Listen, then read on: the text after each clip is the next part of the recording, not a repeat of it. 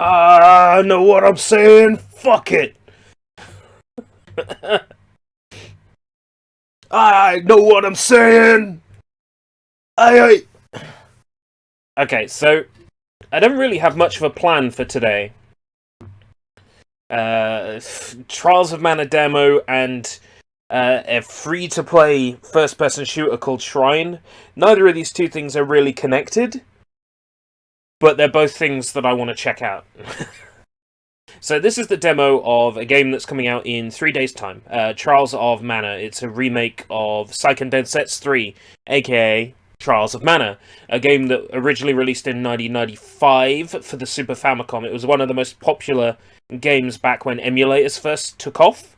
I've never played the original Trials of Mana, aka Seiken Densetsu 3. I know about it.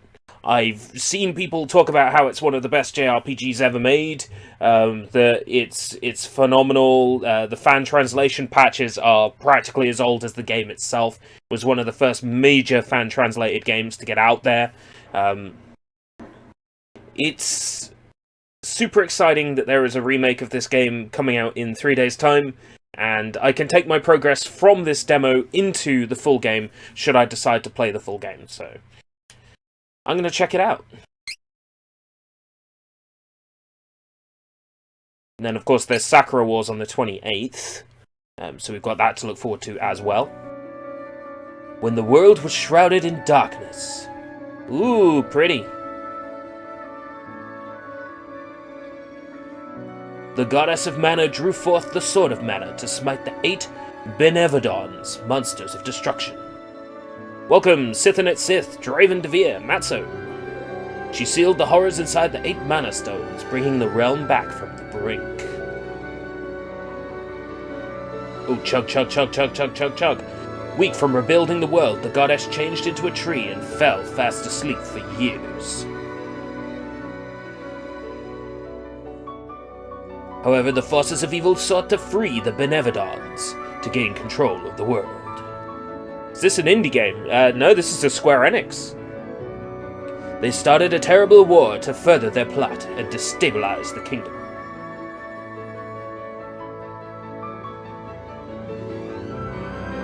Peace was at an end.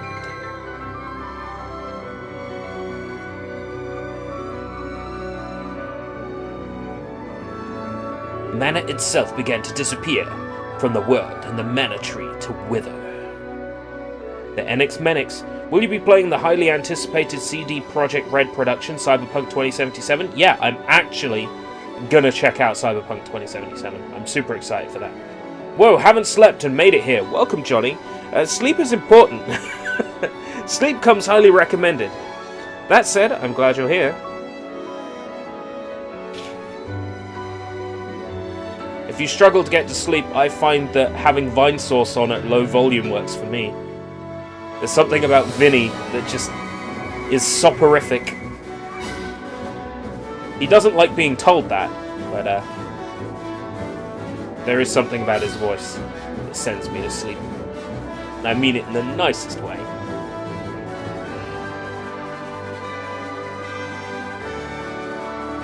Hopefully I can change, like, graphics settings. That would be nice. I'm seeing this game struggle a little. I had Joel playing GeoGuessr on a lot of the night. Yeah, that's good too. I like to put on a long playlist of Vinesauce streams and then just shuffle them.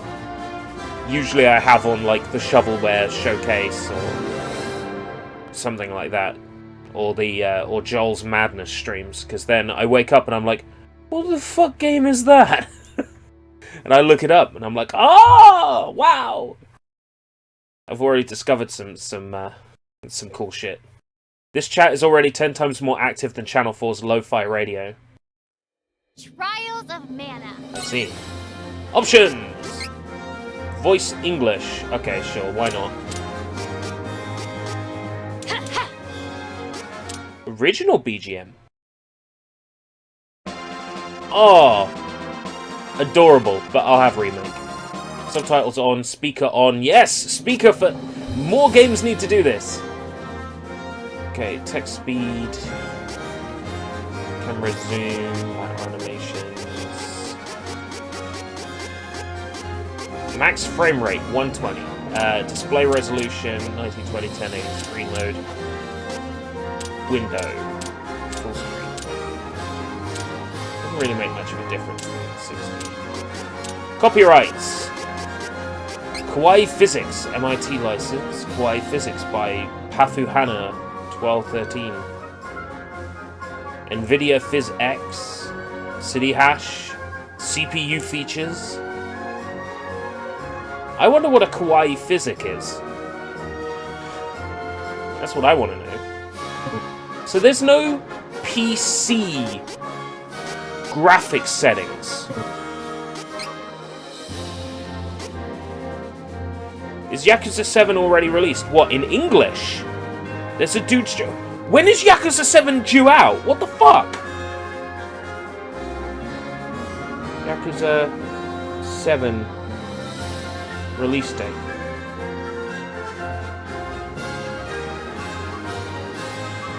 The Japanese version is out, sure, but not the English version.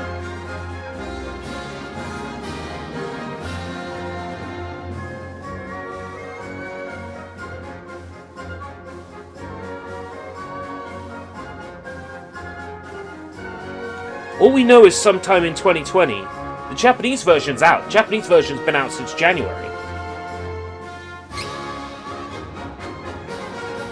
So both the left and right images are visible. But okay. Beginner difficulty setting for games journalists. Easy difficulty for those who find action games a little hard. Normal. Hard. I'll play on normal.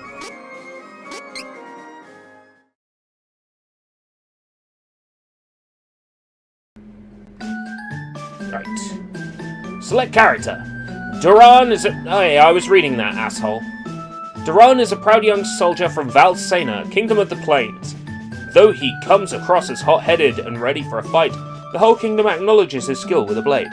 Duran has nothing but love for his kingdom and respect for the hero king, a good friend of his departed father, Loki the Golden Knight. Angela is the only daughter of the true Queen of Altena, the snow-covered kingdom of magicians. Because Angela's mother hardly spent any time with her as a child, please stop moving. The princess was prone to act out to get attention, wearing gaudy clothes and playing pranks on people in the castle. Despite this, her love for her mother runs deep. Please, just don't auto-scroll it, for fuck's sake. Despite this, her love for her mother runs deep. Angela never got the hang of casting magic spells, a problem that plagues her to this day. No one can read that fast. Kevin is heir to the throne of Ferolia, his father is the king of the Beastmen, but his missing mother was a human woman. Kevin's father raised him to be a fighting machine, which affected his social skills. He is unused to conversing with humans, which can make him hard to understand at times. The ice around the young boy's heart only began to melt after making friends with Carl the Wolf Pup. Charlotte is the granddaughter of Wendel's Priest of Light, so from Secret of Mana. She looks much younger than she is, thanks to the elfin blood in her veins. Oh! So she's a legal lolly. Charlotte's bright and outgoing personality can be both an asset and a hindrance. Hawkeye is probably the guy I'll play as. Raised in the Orphan world of Flame Khan. Or I might play as her. Let's have a look at their attacks. So, he's swords, high power and defense. Wands, ranged magic and targeting spells. High attack and nighttime transformation werewolf. Healing and support magic user. Attacks with flails. Daggers. I'm probably going to go Hawkeye. With, The name's Hawkeye. Renowned thief from... I'm Charlotte. two beauties Beauty on of support. I am Reese. It is a pleasure to make your acquaintance. Damn, gotta wait for them to change the text, I guess, because I keep the audio in Japanese. Wait, there is an English audio in Yakuza, what? English is in dub or English is in sub? For Yakuza 7, I think it will be sub. They made a special, effort to dub,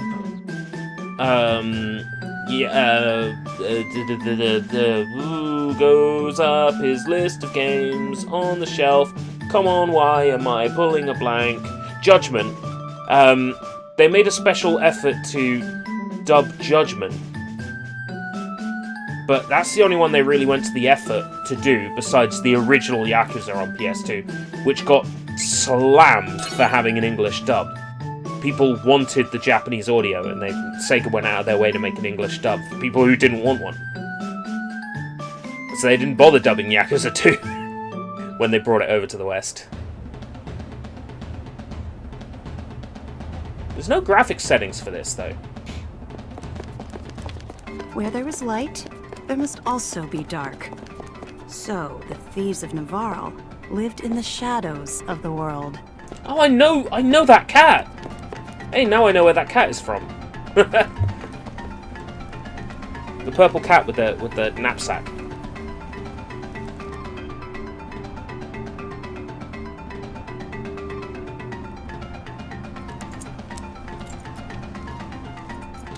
Going in. Get ready.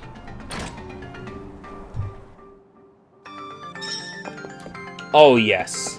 I'm already in love.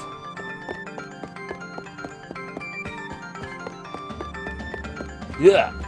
I am the greatest thief in the world! Ha ha ha ha! Ha ha ha! I make so much noise!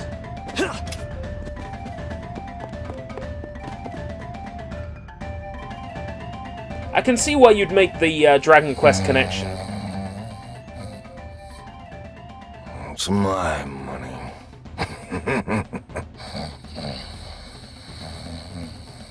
Cute. Mine.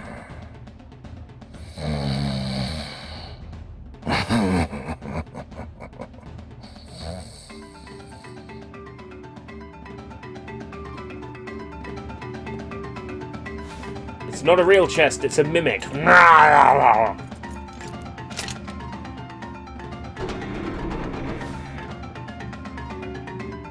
Like taking candy from a baby.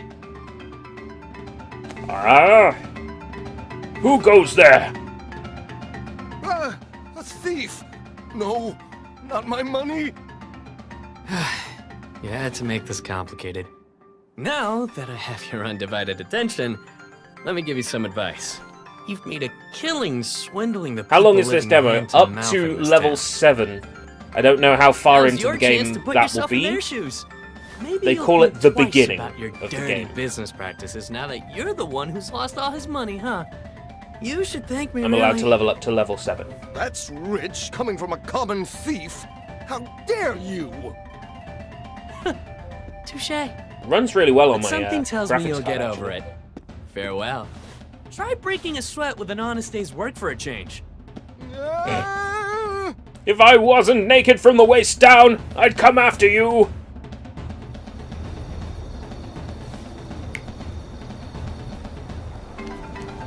I probably won't transfer my data, though. I'll probably start over from the beginning and make like a full set of streams out of this. If I enjoy this. That's the whole point of playing the demo. To see if I'll enjoy it.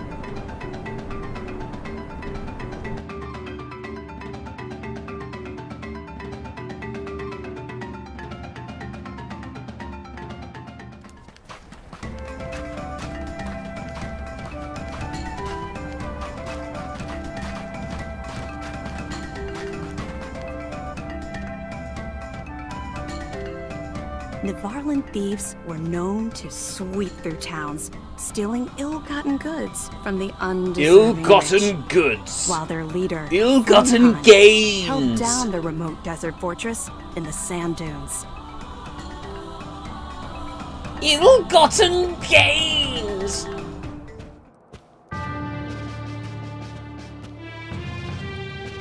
Little bit of texture pop in there.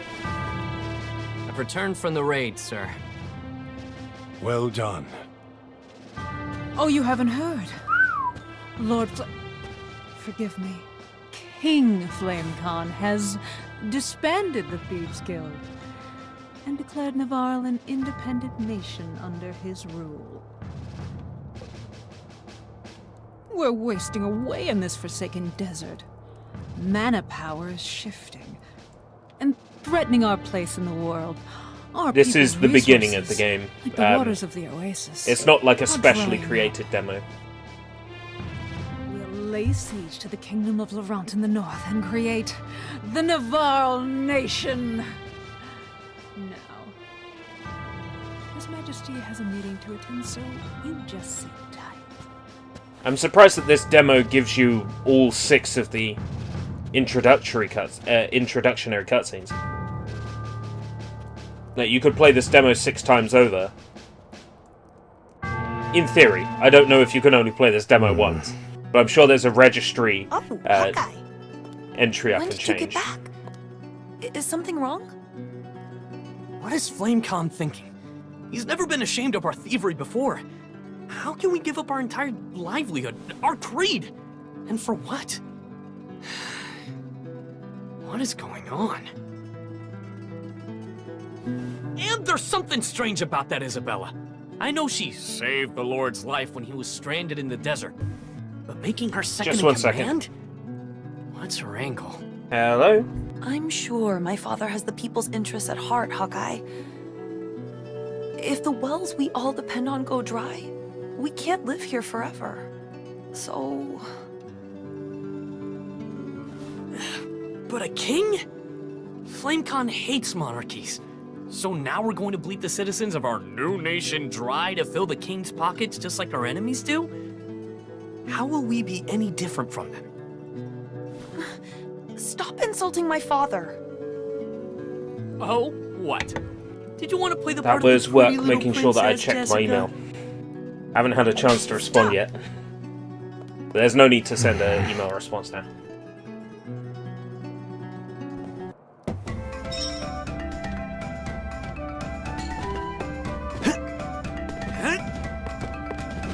Did I pick this up? Oh. The jump button is the pick stuff up button. That makes perfect sense. Yeah, well, the reply was yesterday. I just didn't check my email all of yesterday, because I was in like a monk. If I checked my email like 20 minutes after I had sent the email to work, I would have been in a better mood the rest of the day. That's the room I started. Didn't bother checking my email again yesterday. Like, I'd written the day off as just like, whatever. As it turns out, I should have checked my email yesterday. But I checked my email this morning. Everyone says, I'm the best. Interact with silver mana statues to save your game. Gold mana statues will restore your HP and MP as well as save your game. Alright, cool.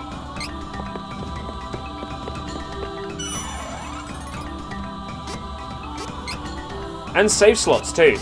Looks like they'll let me play this demo multiple times.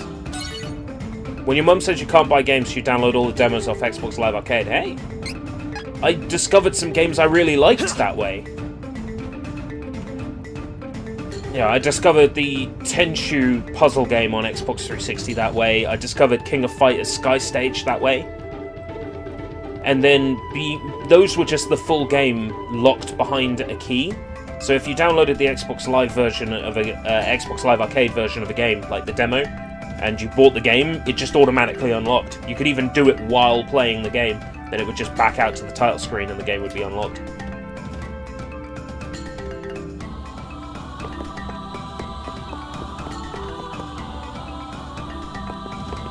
Explore Navarre.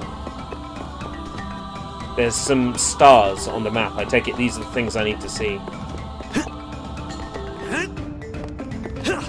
Yeah, just check. Yeah, the phone call was just checking to see if I'd checked my email.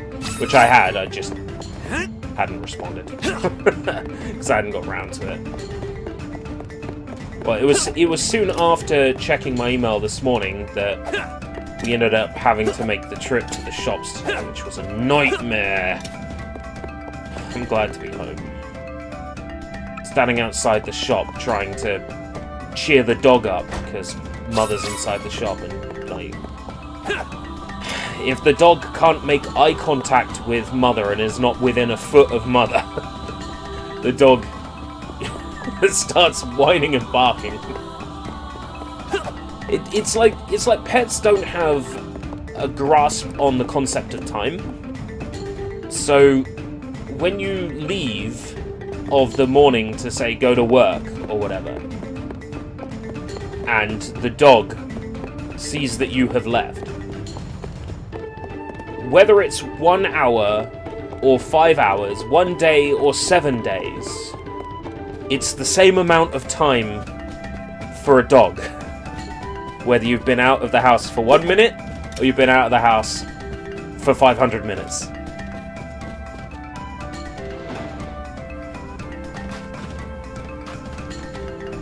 Having to sit there and hug and rub Anna and be like, there.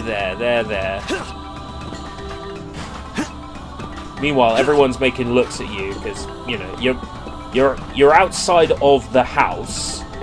You know, you're not staying indoors like a good person. It's like, oh, you're there with the dog. Is this an essential trip? Well, it is.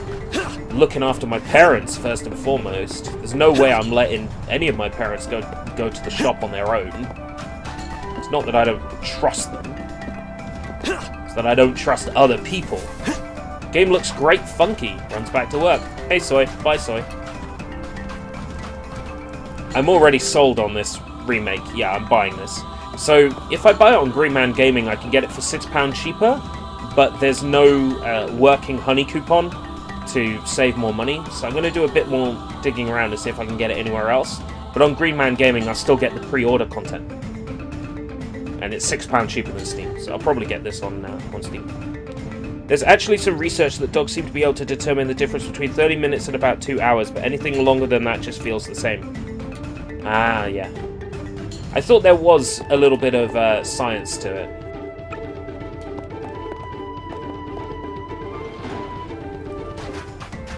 I had to go talk to Purple Cat. Now I've got to go back to the fortress. But you can get honey gold. I can get honey gold. I have started collecting it, but I don't know what it's worth. I haven't bothered to check what it's worth. But I did start collecting it. Sort of early January I started collecting honey gold. I figured that I'd start buying into loyalty schemes from places, seeing as they do pay out eventually. I took on the loyalty scheme from Waterstones, and like it works out that like every 10 books you buy, like you get £10 free to spend. So it works out. If you're someone that buys a lot of manga, like I do, or art books or light novels, then you make a great deal of savings with schemes like that. Hawkeye, there's something bothering me. By now I'm sure you've heard about the invasion of Laron. Have you noticed anything strange about my father lately? That's exactly what I thought. We two have grown up I've together noticed here plenty of in the things weird fortress, about your father. so I First and knew foremost, you must have he's a noticed it as well. jackass. I knew it. But he's always been a He hasn't jackass. truly been himself since he went missing in the dunes last month. Fortunately, that newcomer Isabella found him before he... But I swear nothing has been the same since. If my hunch is correct, Isabella may be at the root of the problem. But no more. I will expose her for the chest. evildoer she is. The blonde guy looks like Kirito's friend from Sword Art Online 3. Ugh. Give me a break, Eagle. Don't rush on ahead. Speaking of Sword Art Something's got me Online, on edge. I haven't watched better go another after it. episode since watching the first two. I will get back to Sword Art Online. I actually quite like it so far. The idea of stories set in MMO universes, like, I've always found that shit cringe. And I always will find that shit cringe. But by the same token, the idea that there is a headset that you put on and it scans your neural network and it locks into you, you know, like locks onto your body and shit, it isn't too far outside the realm of possibility. And not being able to log out of the game, you know, it does add a sense of like suspense and thrill and and worry to it. Some mild peril. Stay vigilant. But it's also very easy to write off a story like, oh, you're inside an MMO, stupid. It is very easy to just write off a story like that as well.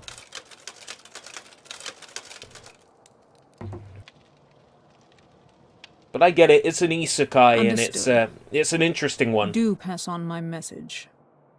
Hold, fiend! We have you now. Whom have you snuck into the fortress? And what have you done to my father? We'll continue when pests are taken care of. I'll leave them to Mystery you. man.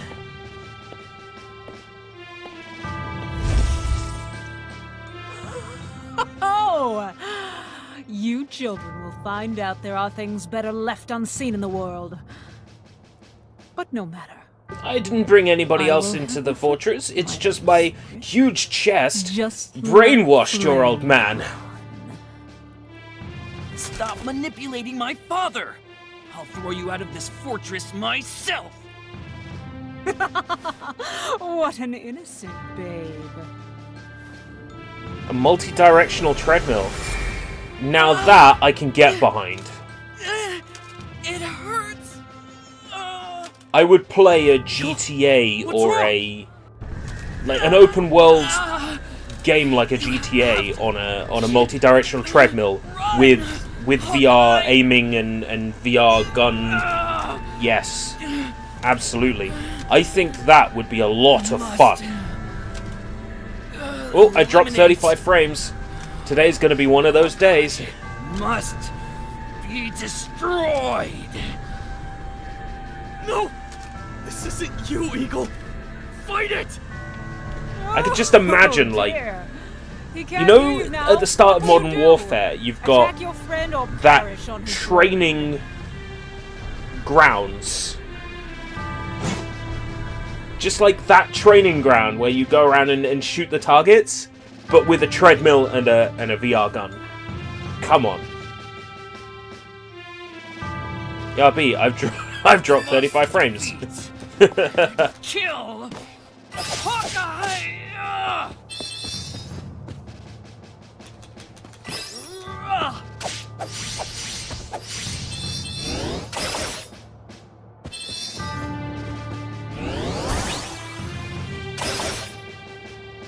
Black particles.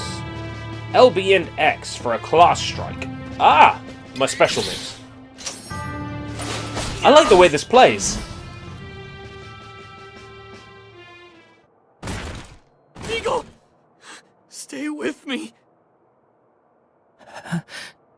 Hawkeye, you did the right thing.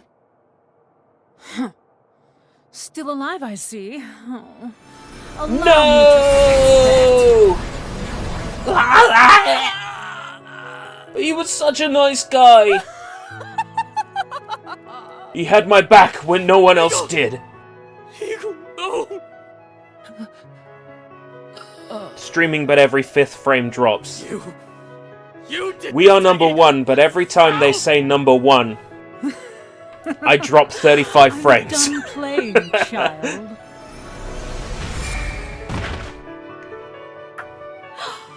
Someone, come quick. The man's a murderer. What's the problem? No! And this Not is how I Eagle. get kicked out of my kingdom. Could you? Don't move!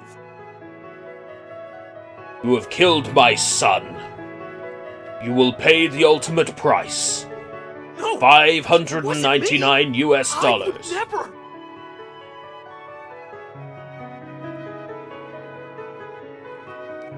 Let me out! Murder is no laughing matter. Your execution date is being decided. I suggest you reflect on your crimes while you wait.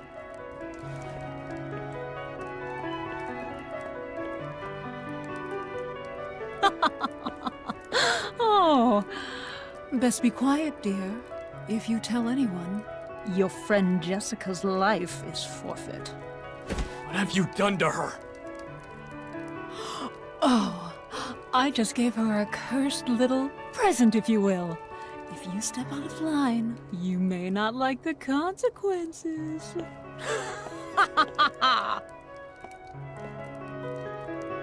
This isn't fair. Let me out!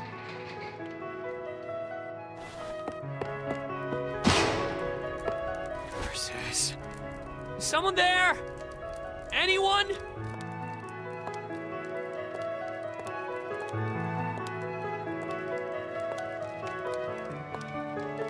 Jessica!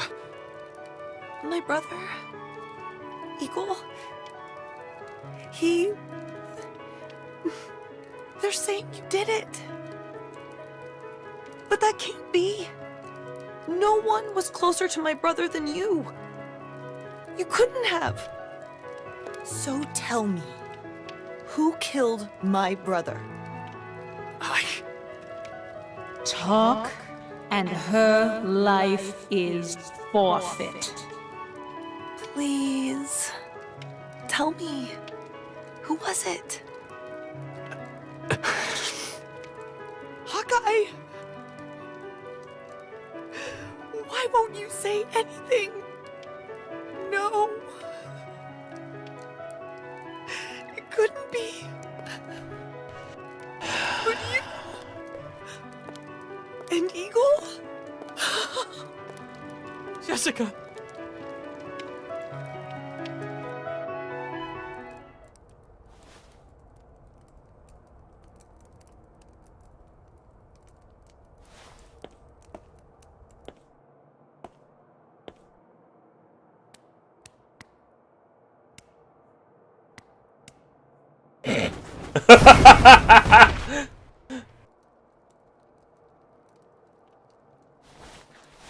That's gotta hurt. I believe Mew. I know Mew are framed. Come on. We need to get away from here as soon as possible. Quick, through this hole. I believe Mew. Isabella will pay, but I can't stick around Navarre any longer. I have become one with the wooden frame.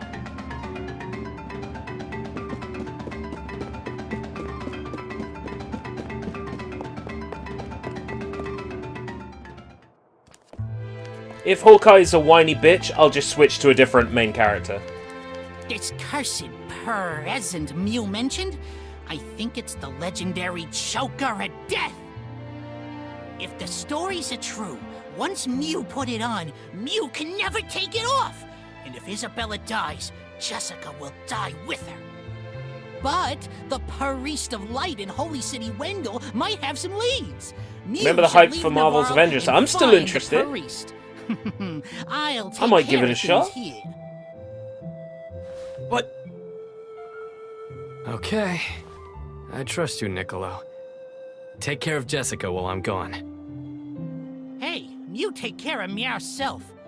Don't worry, I'll look after Jessica. Meow, meow, meow. I'll look after Jessica.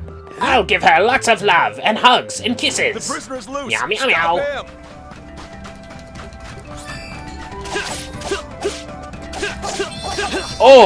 Oh man.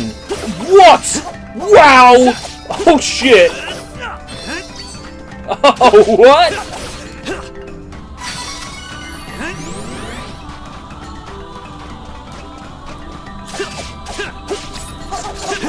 What the Whoa, wow! God, this is satisfying. Oh, man.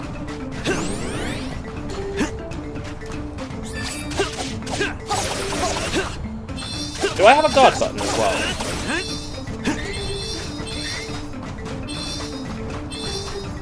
No, I don't have a guard button. Okay. So I'm expected to dodge roll. Oh ho ho! This is tight! Oh, I love this! This feels good. Training characters. Level up to increase your HP and stats like your strength.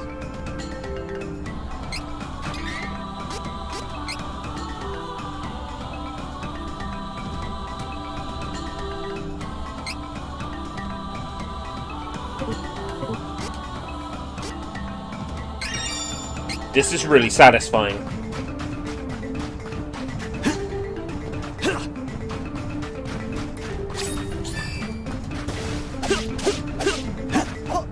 This is really satisfying.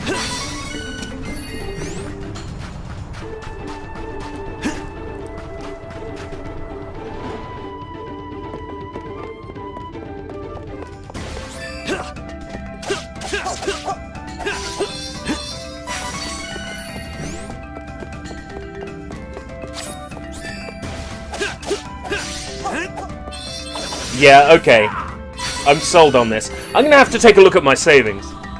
Let's take a look.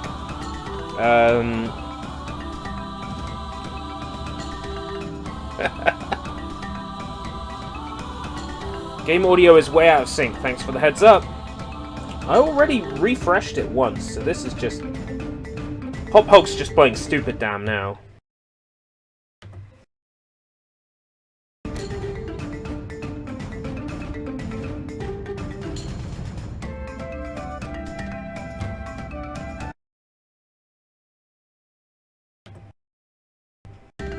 Oh dear, more tech issues.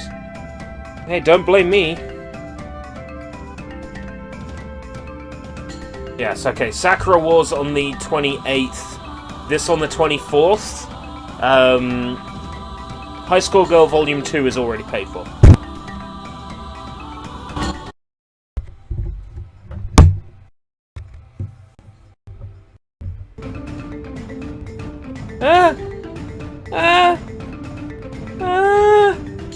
What did I do?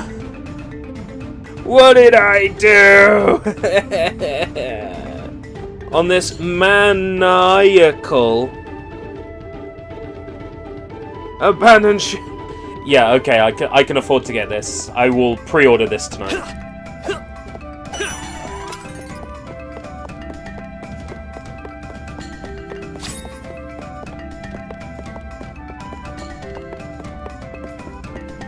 Is it Dash 2? They are releasing Black Widow on Disney Plus. Oh yes. Nice. I should definitely check that out. Don't worry. I swear on my life that I won't let anything happen to Jessica. I have to leave now, but I will be back to avenge your death. Dearest friend. This combat is good. I will save your sister. Yeah, okay. I will be getting Trials of Mana. I will be pre-ordering it on Green Man Gaming for the £6 off. Please be safe. And earning some honey gold too. Possibly. I think I earn some honey gold from it as well. Pained by the loss of his dear friend, set off for Wendell to find a way to lift Jessica's curse.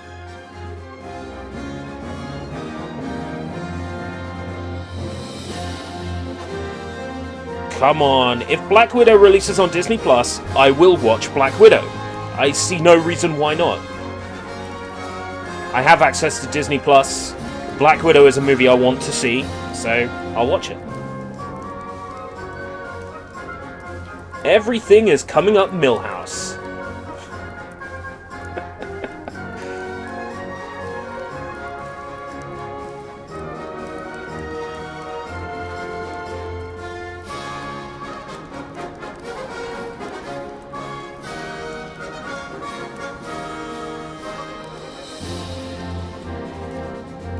By the way, just out of curiosity, what is Black Widow about? And is it on DVD and Blu-ray? Black Widow is a Marvel movie about the superhero lady, Black Widow.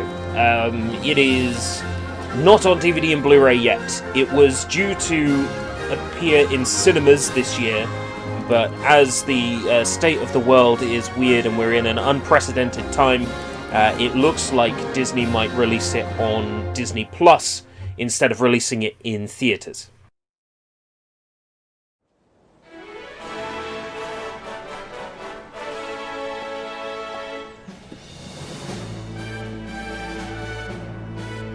Well, Square Enix did a good thing by releasing this demo. Chad? Because it sold me. Belongs to Ferolia. Don't resist, and we may Pre-purchase the game now. Oh man, I'm behind. I got a Chrome window ready with this game up in Green Man Gaming, with the game in the basket ready to go. It's like, I'll make a decision based on the Yeah, I like this. But I will be starting over from the beginning when I stream this. Absolutely. Beastman invasion. Well, no one said this was gonna be easy.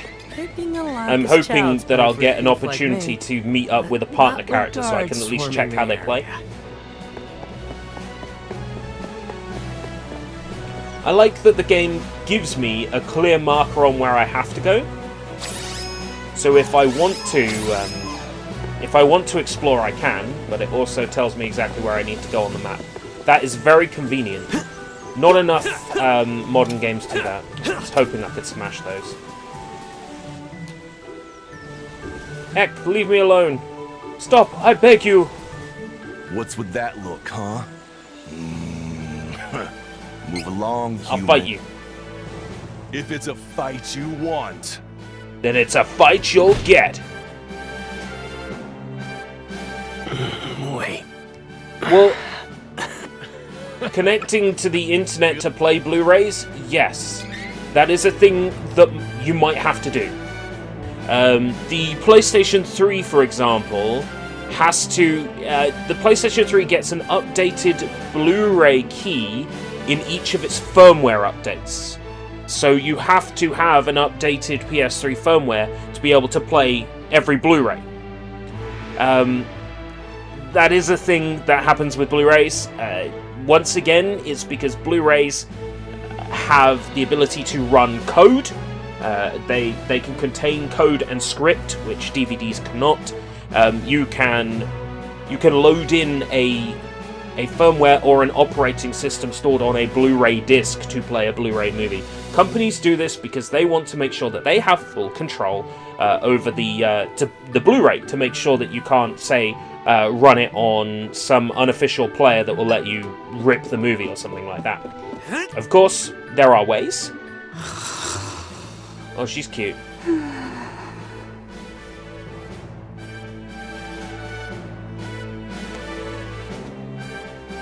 Hey! What is wrong with you?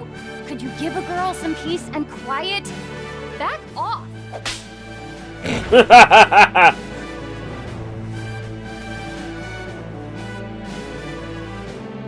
You can't get anything. Region checking, yes and no. There's also companies just want to make sure that they've got full control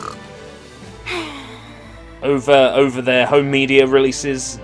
Basically, it's anti-piracy, but the thing is, there will always be methods around it. Treating the consumer like a pirate is never a good idea.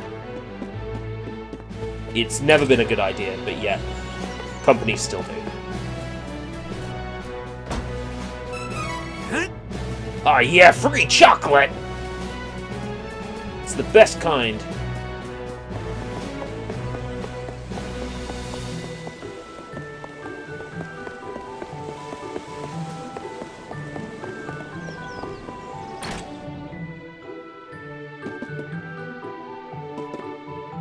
I heard there was controversy over a certain movie airing on Disney Plus where they censored out a character's butt.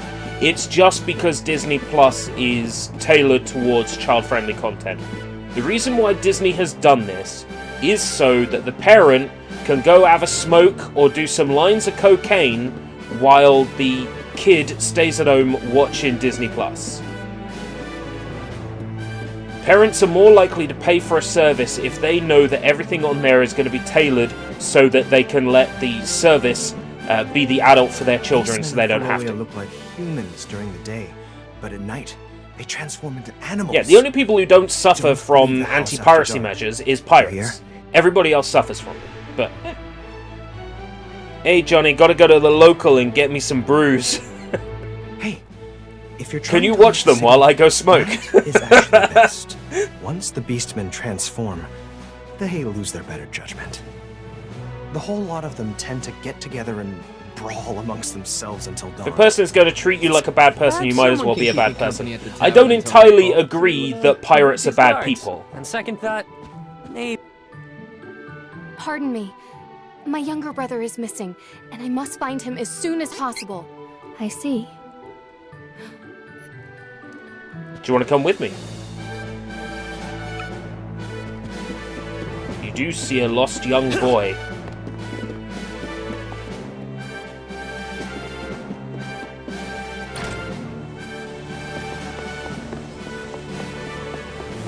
This is quite a pretty town. I love the map system.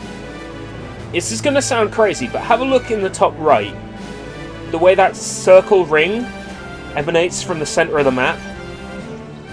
The way it sort of bleeds in like droplets of water, like droplets of ink on parchment. I love that effect. Like, it's so subtle on the minimap. It's just little things like that that sell this to me. This is one pretty game. I mean, I've known that day one that this game would be pretty, but wow. Such a pretty game! Bad person is just a catch-all, so you don't get in trouble with the worst kind of people. I would never ever consider a pirate necessarily a bad person. Not a software pirate or a movie pirate. Not just on the understanding that they're a pirate. That's not necessarily a bad thing. Piracy has its places. Its uses in the grand scheme of things. Pirates help keep companies in check. I've always thought that. If a pirate can provide a better quality service, and for a fraction of, if not at zero price, it forces publishers and software creators, it forces people to actually put the effort in to make their services better.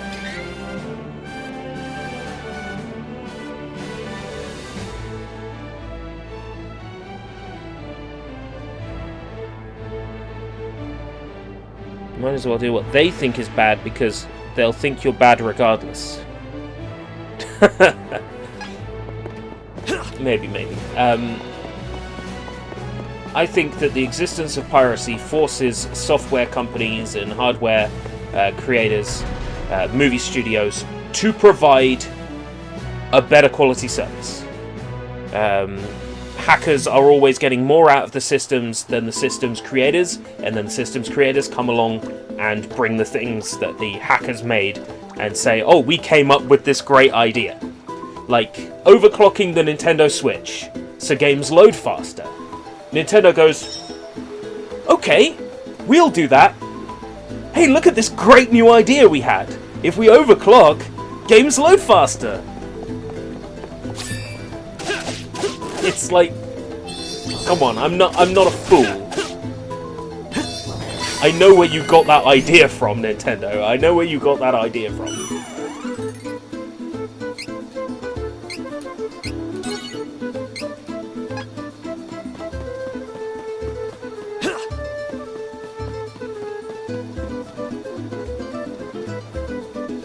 Nintendo allowing you to move games from the main memory to the SD card after 3 fucking years!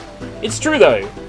We've been able to do that since pretty much day one of custom firmware on the Nintendo Switch. And finally, Nintendo adds the functionality. But hey, you know, it's a much desired thing that, you know, hackers brought in first. You can look at software piracy and go, oh, software piracy is terrible, it harms consumers. And maybe on a light, very superficial level, that might be true. Might be true on a superficial, tiny level. Or it might harm software companies. Look, I got a level with you. The people who develop the game usually get paid to develop the game. So it's not them that are losing out.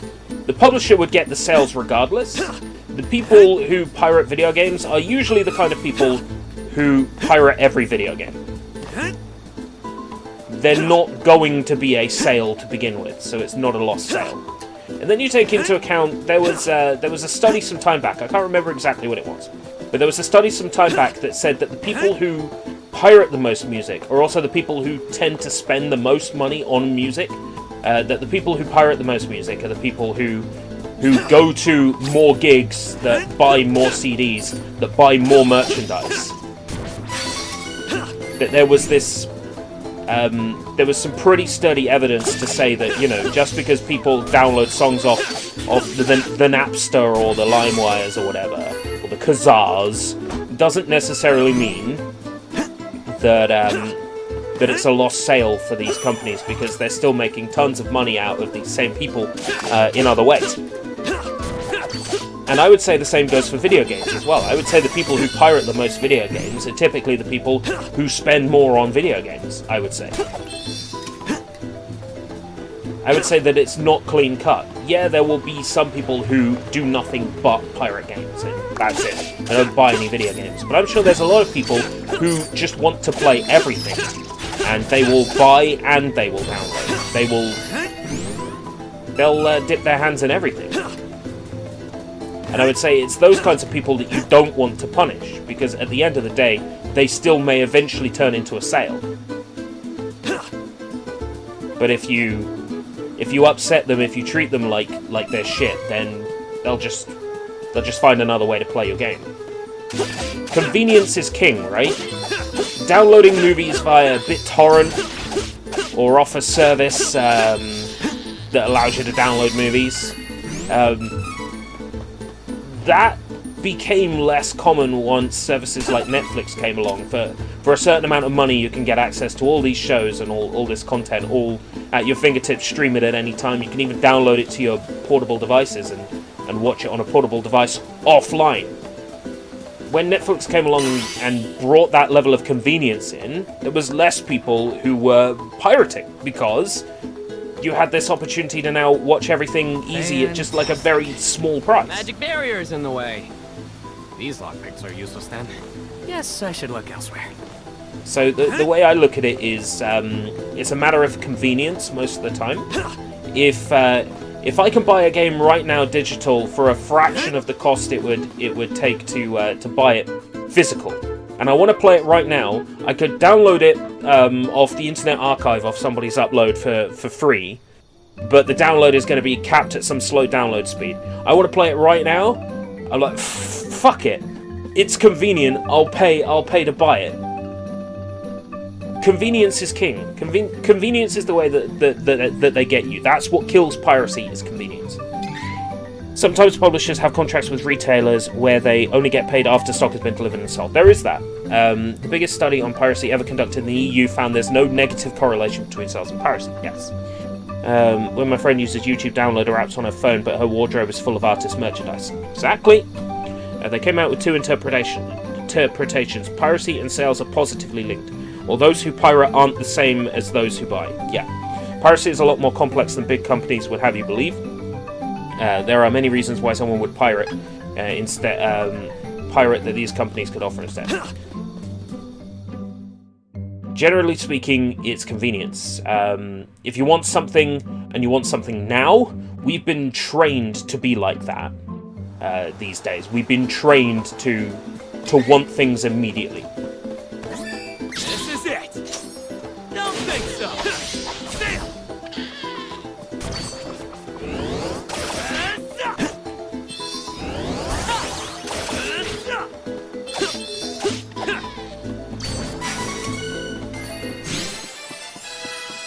Publishers can take advantage of that. Can take advantage of our desire to have things yesterday. If I want to play a game I spent 80 CAD on to work when I play it, download a crack and play it without DRM, but it makes me a filthy pirate even though I paid for it. Yeah, when Sonic Mania was delayed 2 weeks on PC for Denuvo DRM, which I called, by the way. I'm still pretty proud of myself for calling that the delay was to add DRM.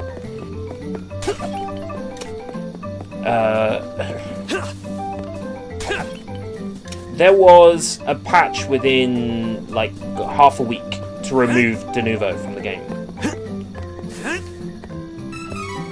It's because of that patch we found out that if you extract the game's files into a folder, you can run the game with modifications.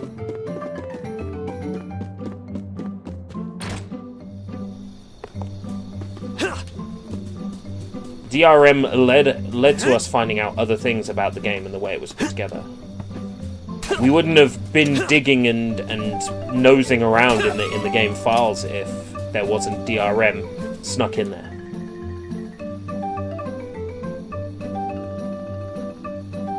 If video makes money, should I hire some folks and then be like Amazon and make small add-ons for entertainment for small prices? You have to wonder what the focus of your site is. Is the focus of your site to beat people at their own game, or is the focus of your site to offer something different, something that's untainted by corporate? If it's something that's untainted by corporate, you probably don't want to do add-ons. But on the same token, it's a great way to keep your site free of advertising and other sort of more shady money-making methods.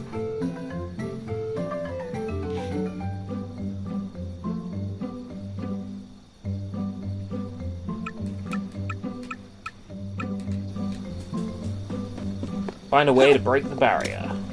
Da-da-da-do. Tell you what works in Square Enix's favour. Releasing this demo. As a publisher, you've got to make a decision on how much of a game you give away in a demo.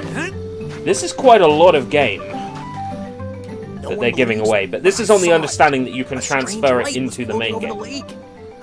Maybe it'll appear. You have to make sure you don't give away too much. Case in point, best example of this is Tombi. Tombi/Tomba on the PlayStation 1. That game, its demo is, if you pace it out, it's about an hour, hour and a half.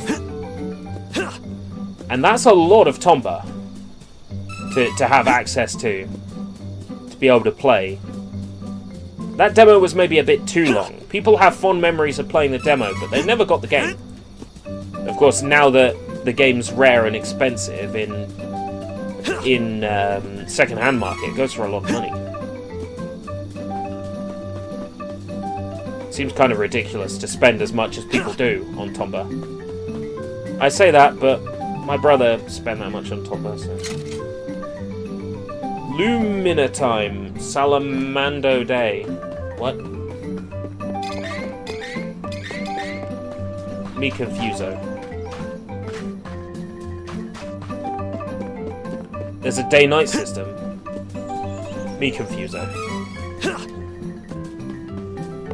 You want to provide something for everyone. That's tricky. It's doable, but it's tricky.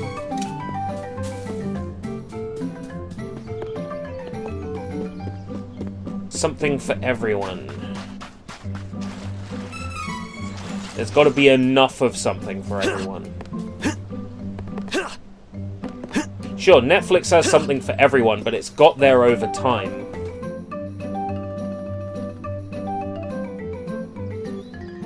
I spent around $200 on Lost Kingdom 2. Ouch!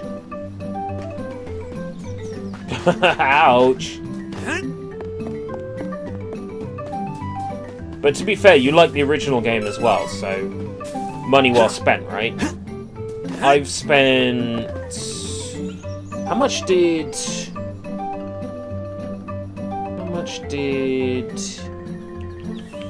Cosmic Smash cost me? 80 quid? Oh, $120?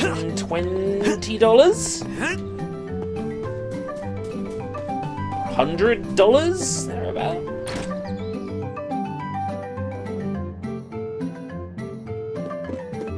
A super rare game for $200. That's not too bad, all things considered. Come again? Head to the inn. Welcome. Rest until evening.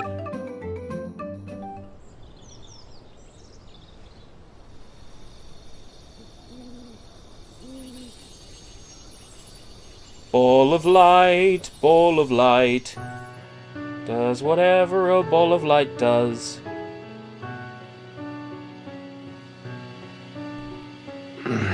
Huh? What the... think that's because I pressed A to skip the dialogue. It jumped forwards in the animation. A light? How am I meant to sleep with a light?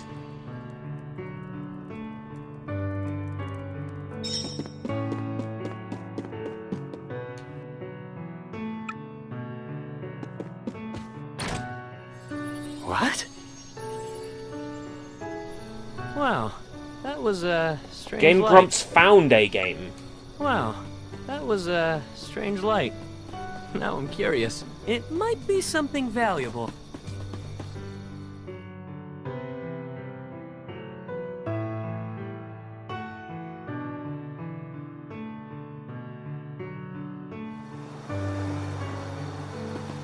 Oh, Tak, you mean like, the guy who sold Cheetah Men 2 on a Kickstarter? Stole somebody else's, patch to make it run better. That absolute scam artist.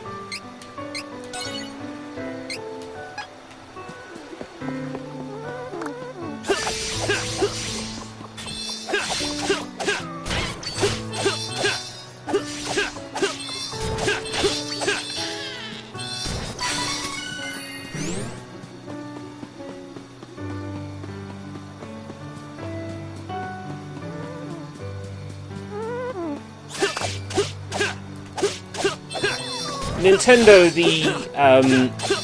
we will not discuss emulation. Emulation is software piracy, it's a crime. The same Nintendo that hired the guy who created the iNES format to work on the emulation for the NES games in Animal Crossing. Yeah, that Nintendo.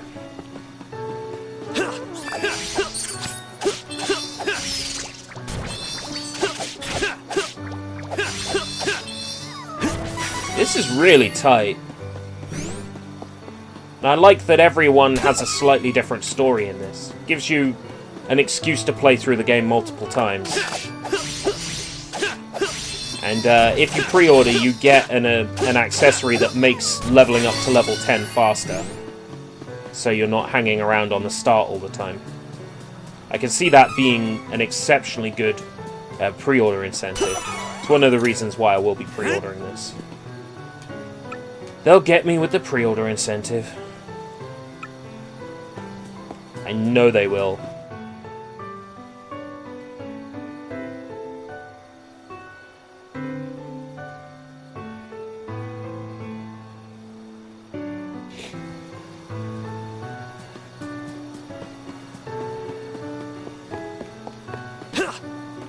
Well, there'll be a certain point in, say if Nintendo uses a pre-existing NES emulator coded by someone, there will be a certain amount of legal documentation that will need to be included. Like who made the emulator. There'll be like a general license document that has to be included somewhere. Take, for example, in this game. So, when we were in the options, and it says copyrights, there has to be this copyright section where all these licenses are shown as is, in full. And there would have to be somewhere in Nintendo's product that same license information. Pre-order incentive for me is just a bonus. Where they got me was the demo. Alive? Oh. I'm all right. Oh, who are you? I'm from Navarre. I'm your I new saw the light from boyfriend. the Astoria Inn. You can call me Hawkeye.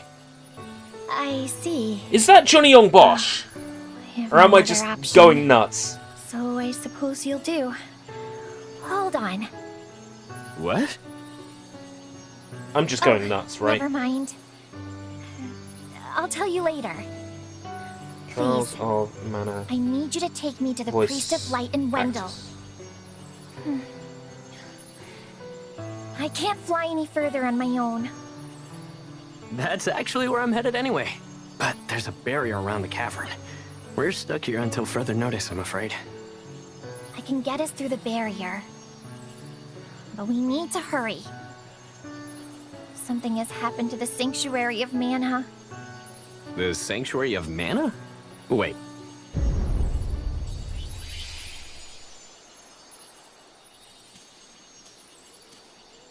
What on earth? That came from Astoria. I went for Hawkeye because Sorry, he's got knives. I gotta go back. I don't want Japanese voice cast. We need to I want get English going. voice cast. Let me rest inside you for a bit.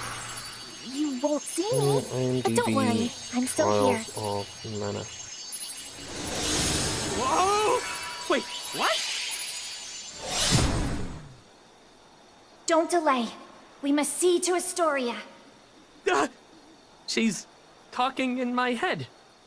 That is the weirdest feeling. Trials of Hurry. Mana 2020. Okay, Voice I'm on it. actors.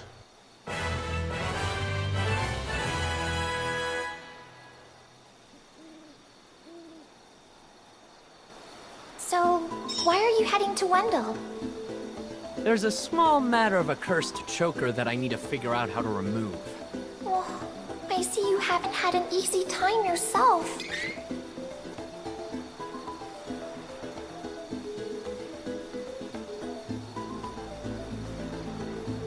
They're not going to give me a straight answer. Not yet, anyway.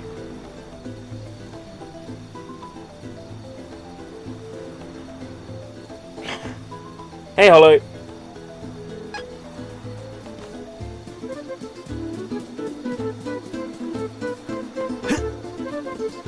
The more time I spend playing as Hawkeye, the more I like him.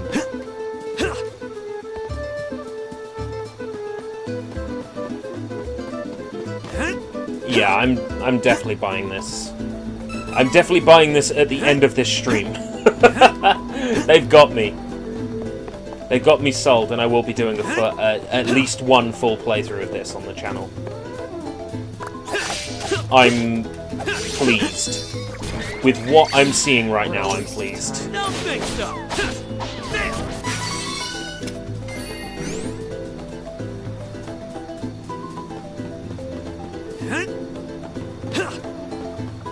It's got that same Square Enix linearity of recent Square Enix games. Hopefully the game gets more open at some point.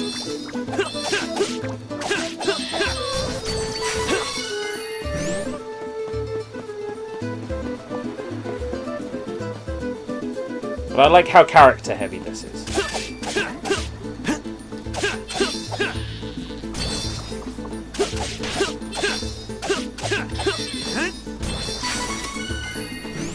This is really satisfying to play as well.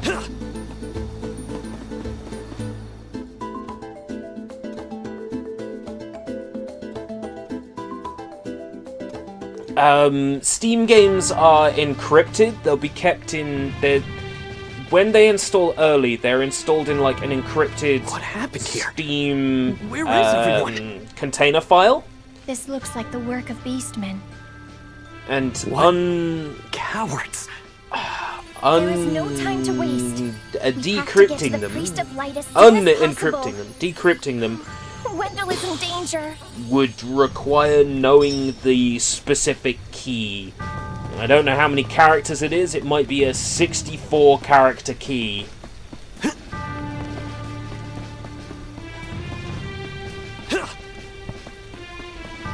I know you're just kidding, but I don't think there's any way you'd be able to play it early.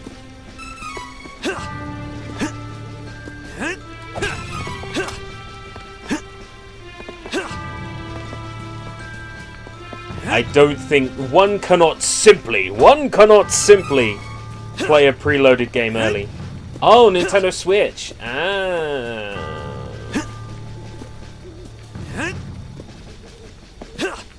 Nintendo Switch. Chances are, when does it release? 3 days time?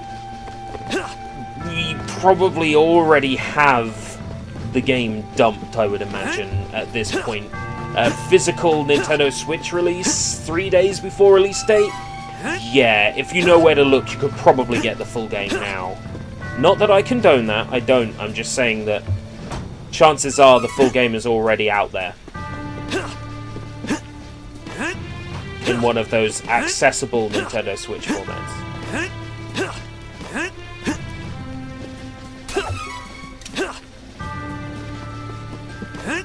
So the Nintendo Switch version has preload. What was it like on Nintendo Switch, price-wise? I wonder how well the game runs on Nintendo Switch, because there's no way it's going to do 1080p 60 like this on PC.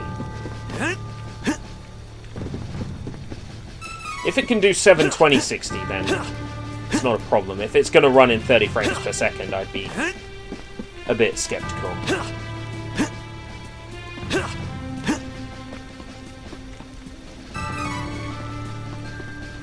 Yeah. A chunk of data to finish the game off. Including the necessary keys to unlock it. Then again, I pre-ordered Sugoi Death Death on Nintendo Switch, and that didn't have to download anything on release day, that just unlocked, so... Same price as Steam, 60 CAD. Yeah, 40 quid in the UK, 34 on Green Man Gaming.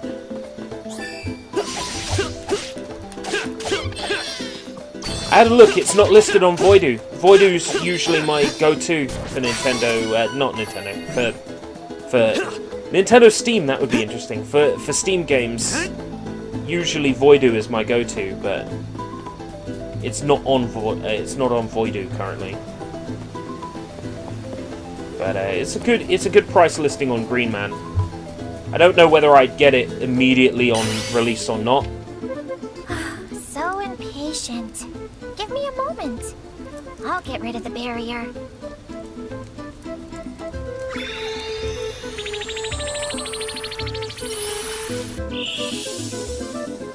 There. You should be fine now. Yeah, 34 I'm happy to pay. 40 seems like a lot. Even though this is a HD remake ground up of a beloved game that was only available in this country since the end of last year. Even so, there was no way I was going to pay 40 quid for this, but 34 seems very reasonable.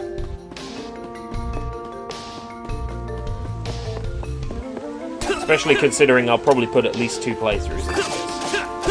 Wonder what the achievements are going to be like. Not that that necessarily matters when picking a game. Sometimes it does. Sometimes it matters. I'd be lying if I said achievements had, like, 0 importance to me. Of course they're important.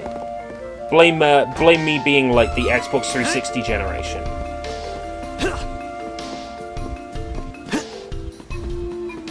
Having those little pats on the back for doing something always feels good. Even if it's a pat on the back for doing something stupid like pressing start on the title screen, like in the Simpsons game.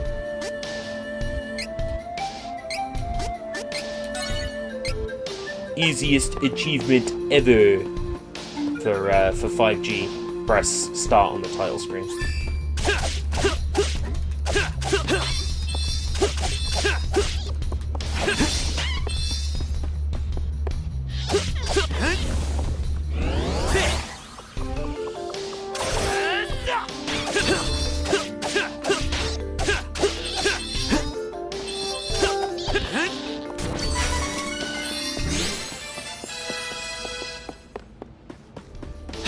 This is really tight.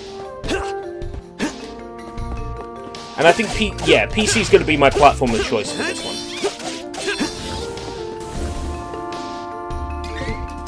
Any last words?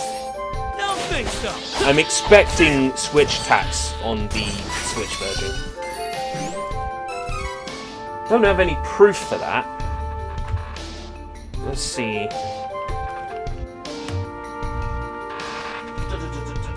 Let's check if there's going to be Switch tax. Oh no, also hey everyone. Hi Paper Mario. I'm curious. So 40 on Steam, 40 quid, 39.99, 34.99 on Green Man, 33.99 on Green Man Gaming.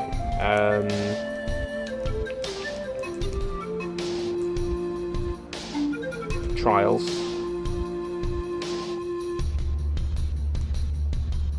Trials of Mana.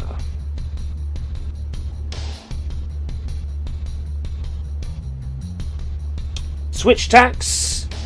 Switch tax of 15. No. Switch tax of £5. That's not too bad. Switch tax over here is £5 on Secret of Mana. $44.99 on Switch. I think that just about fits in with the Nintendo platform cost. That seems about fair.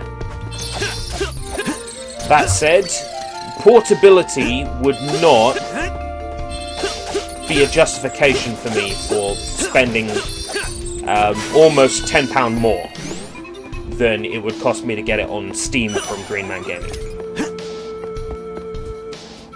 I don't know if it's the same in Kazakhstan for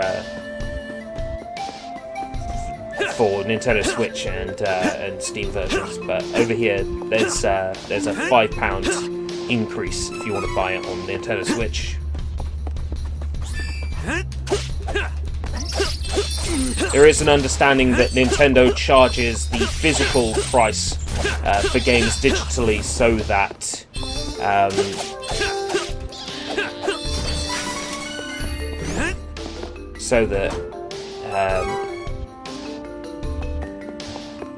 that the cheaper games get people into the physical stores. The Nintendo consoles and stores are the Nintendo consoles and games are sold in physical stores, thus getting Nintendo free marketing for their consoles and sales that they would otherwise not get if they were only digital.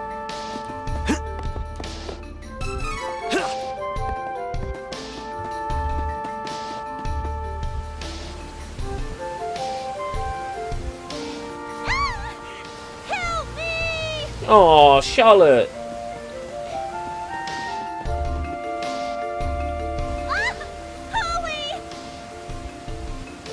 Oh, I love it! She's got W's in her dialogue.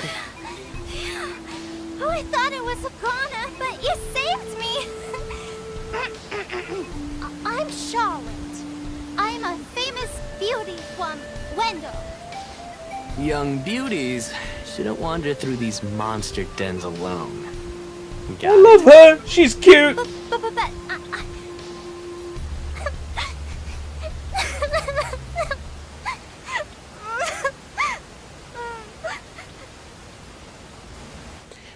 The voice does not match the subtitles, though. You can experience the previous journey of Charlotte, your new companion. Play through their part. Oh, so now I can see their opening cutscene. Their opening section. I can play it. Yeah, alright, sure, why not?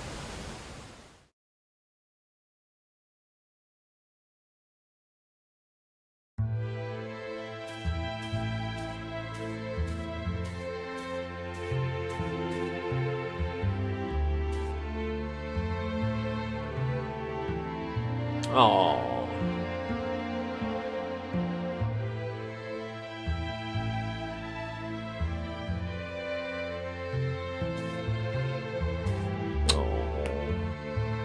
Cute. Yeah, if you factor in the platform cost, £5 is not that much of a significant difference. Papa! Mama!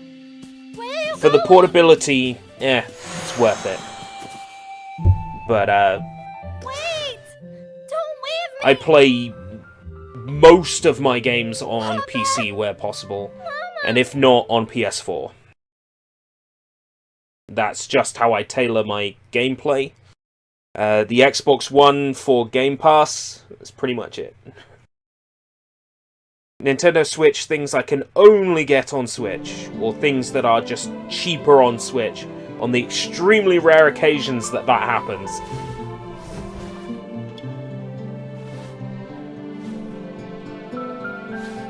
Oh, a dream.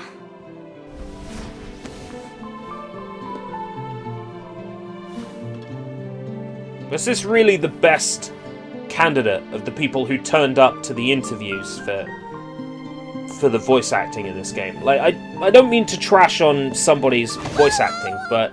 Charlotte, are you okay? You sure? Charlotte's You ran up so voice quickly, is I was afraid I'd hurt you. not cute enough for the character. Looks like you're okay, though. Like, oh, a dweem. Should be like, Oh, a dream! You cry. that's what she should be like. This is a gorgeous looking game, especially 1080p 60 frames per second. Oh man.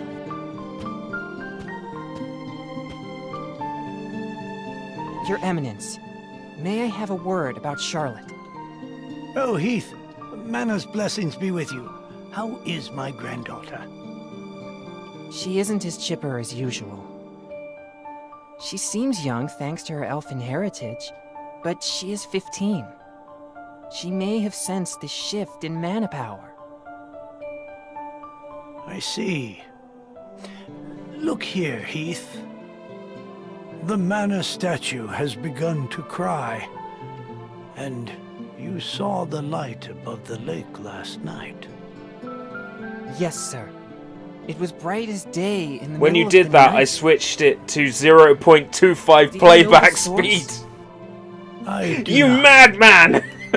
but I believe it has Supermarket. changing the mana power of the world. The light seemed to land in Astoria across the lake.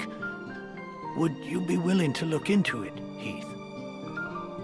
Of course, Your Eminence. I believe there is trouble in Jad as well.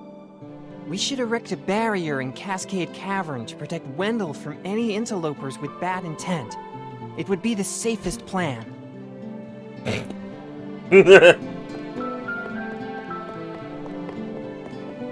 A white, huh? It could be dangerous. I can't let Heath face it alone. I gotta go after him. Okie dokie, let's get out of here. Whee! Get an idea for her fighting style. That nunchaku. She has nunchaku. That's cute. Nunchaku understood to be the weapon so dangerous it was banned in the UK in media for years. Don't let them know that a young girl of 15 who looks much younger is running around swinging nunchucks because she was influenced by the Teenage Mutant Ninja Turtles. Oh no. There'll be families in the 90s distraught by that news.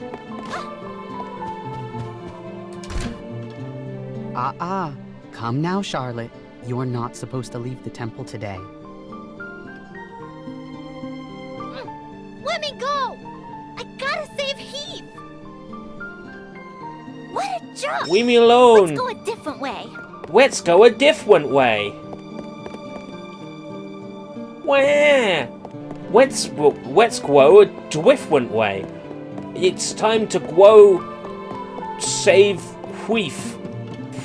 Cool Whip. Oh, hi, Charlotte. Mick, I know you aren't some dumb little kid anymore. Come on, help me get to Astoria. What? You want to go to Astoria? But there are monsters in Cascade Cavern and all around the lake. Plus, you don't know magic like the grown-ups. Listen up, Tiny. I may be as small as you are, but I happen to be 15 years old. So I'm basically an adult. My body is just aging slower than most people's do. That's all. Well, there we go. She said it herself. She's basically an adult. How to get to Astoria, or else. Okay, fine. Meet me outside, on the second floor balcony, tonight. I know a secret that might help. Nothing what to do. What about the biggest, most tragic, most awful event in human history?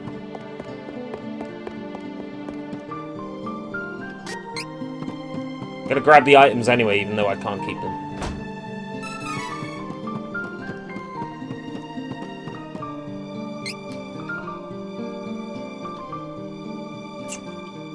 Weird pseudo-child voice. I know, it's weird. It's not a very good voice. And I don't mean to shit on someone's performance. You know, I'm sure they put effort in. Voice actors don't exactly have an easy time. Their job isn't just turn up and voice lines. There is more to it than that. But by the same token... God, this voice does not fit at all. I don't know whether it's the voice actor's fault or the voice director, the AD directors, ADR director, whoever. I don't know who's responsible. But my God, there's something off. But we're going to shit on their performance. Well, yeah, a little bit. But you have to. Hey, Charlotte, over here. I'm Now stand criticizing, but I can provide It some was hard for constructive me to commentary. sneak this away For without example, anyone noticing what I was doing. This maybe is go a back and spring hire someone stepper. else. It lets you jump really far. Just Now, I don't think it's necessarily the voice actress's fault. I think it's the voice direction. Great. So, how exactly is this supposed to help me? you can jump to Astoria with this without the grown-ups knowing. But you gotta go now. Someone could come by at any second. Time to go to Astoria. Spring step time. Spring? Oh no! Spring! Not my fault.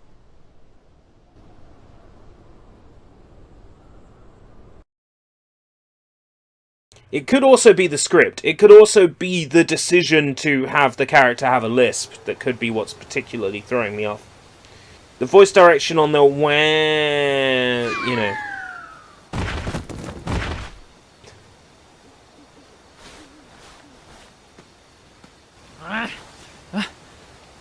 What?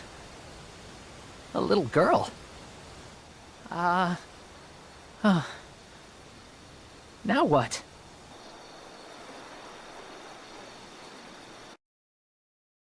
I would play through this with Japanese voices, but I think the English voices will make this entertaining when I play through the whole game.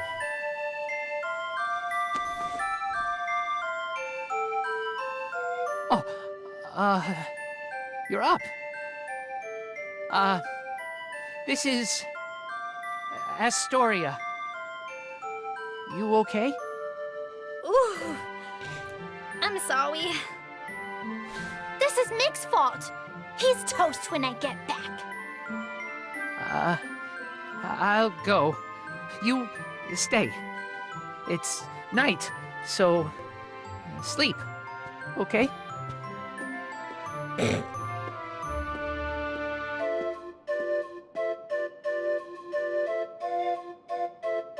Wow. It's a good thing I landed on a nice person last night. But I've wasted enough time. Gotta find Heath. I landed on a wise person.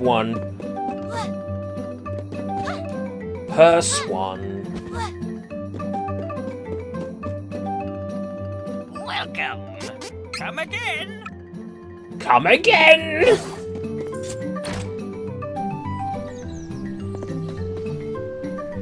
Is he supposed to be a caveman? Because he sounds like a freaking nervous wreck. Yeah, I wonder what's up with that.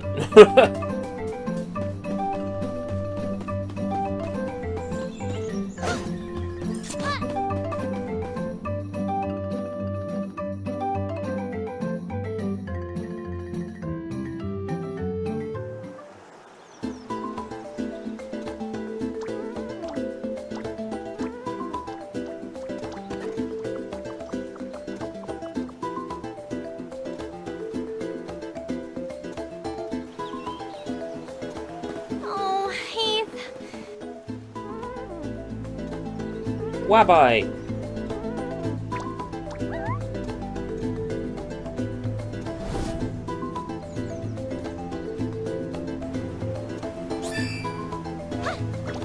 Battle tutorial, really unnecessary, man. Like, I know how to play.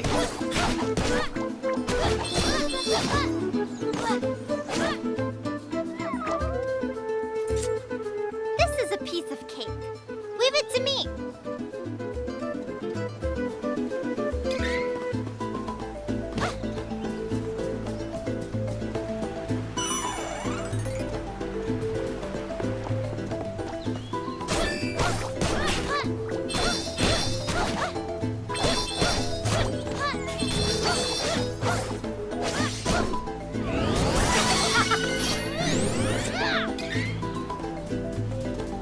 Oh, you get bonus EXP for winning fights faster.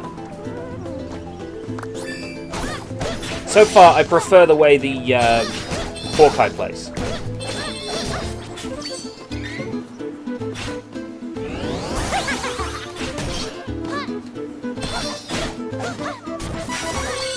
Definitely prefer the way Hawkeye plays.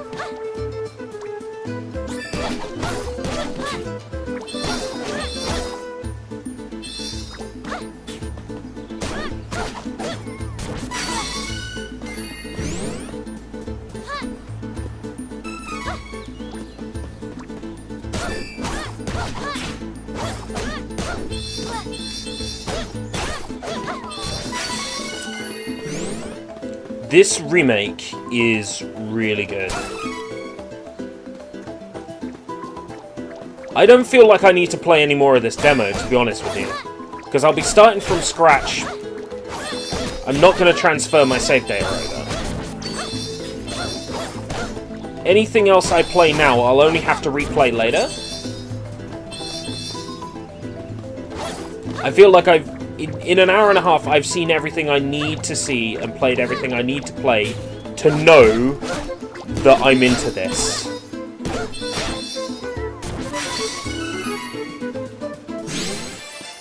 In fact, while I BRB between the games, I'm gonna buy this.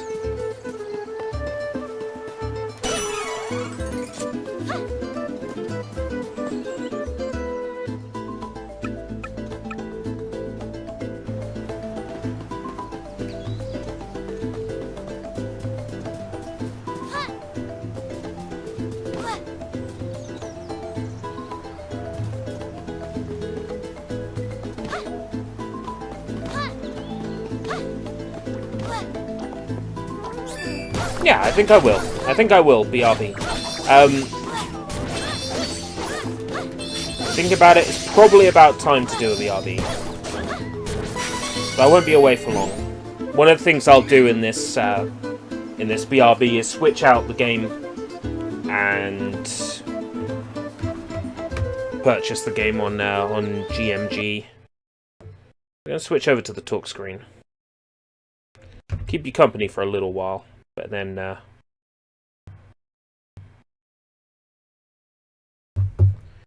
I will have to BRB. So, Green Man, Gaming.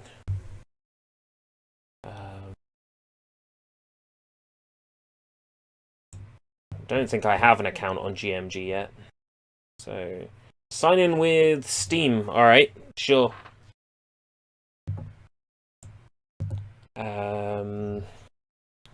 Steam Authenticator. I love how sure Valve are of their own security, that we know Gaben's email address and password, and we still can't get into his Steam account.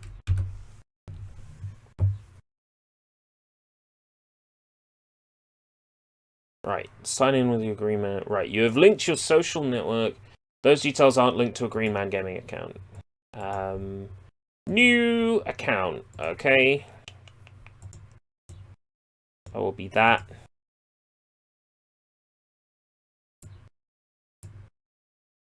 What does the red dot mean? Is there already or is it just too long? Select username. Ah, okay, it was too long. Use...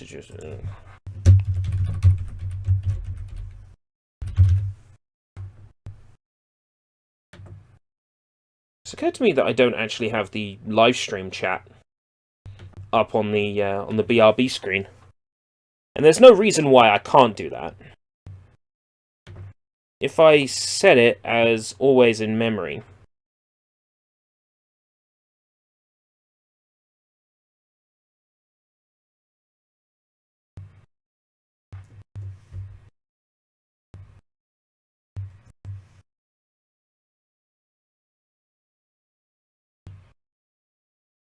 Yeah, there we go. Now you can have that up on screen.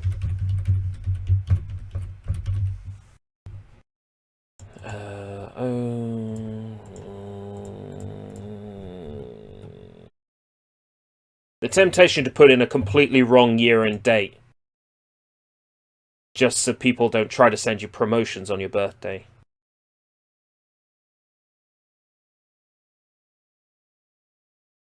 You can send me vouchers, sure. Something about your browsing made us think you were a bot. You're a power user moving through this website with superhuman speed. You've disabled JavaScript in your browser, or you're using a third-party browser plugin like Ghostery or NoScript. Wrong, wrong, and wrong. I guess I'm just moving through the website very fast. Click in this order. Okay?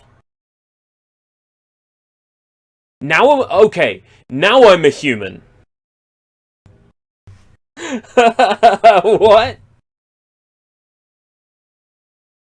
Apparently now I'm a human. Mouse patterns and... look, I'm a man on a mission to get Trials of Mana, right? I'm not here to fuck about. I know what I want. I know what I've come here for.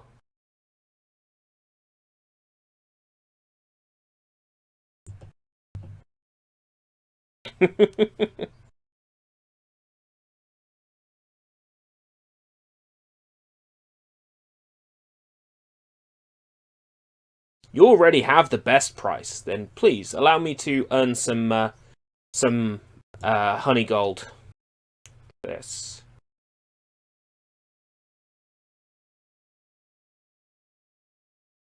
Apparently the coupon worked 2 days ago. I wonder what the coupon did. Anyway, 34 instead of 40 is a nice saving. Sign in. But I signed in!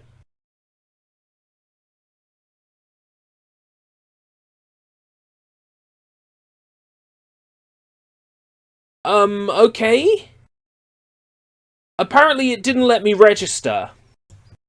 Because it thought I was running through the site too quick.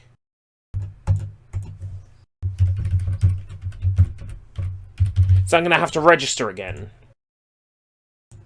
What's it going to do? It's going to tell me I'm a bot again, isn't it?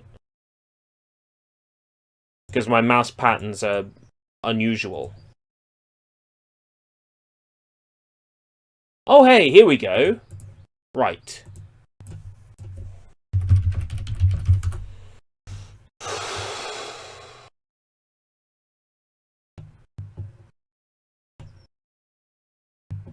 Apparently I'm a bot.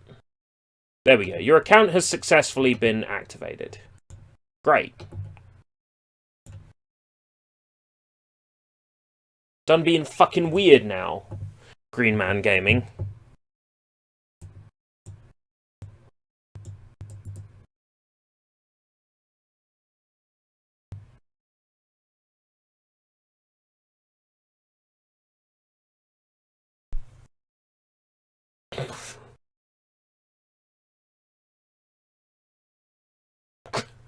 The title is cut off, so the featured deal for Call of Duty Modern Warfare. Worf! Yes, Captain. Are you modern?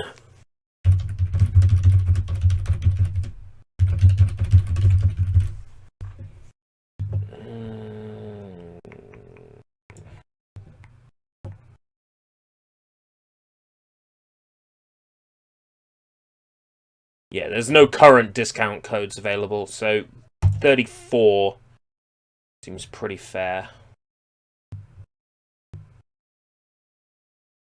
Let's make a decision now.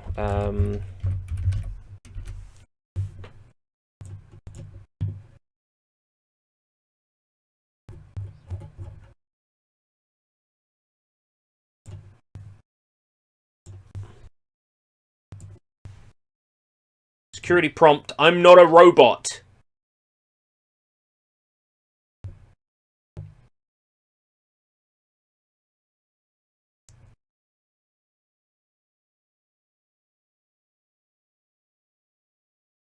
Wallet. Convert currency.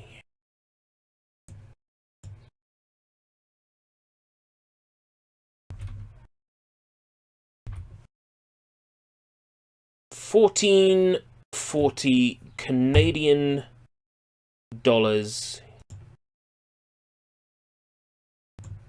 into $7.93 UK.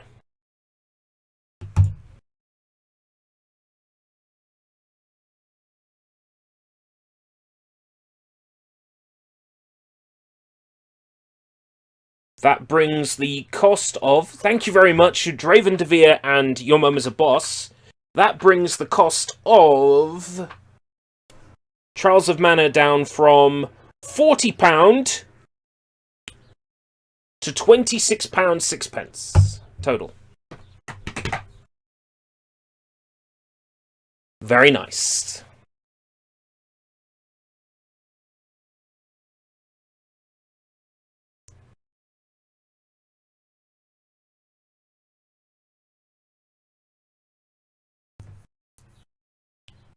For activation instructions, please click here. Notifications.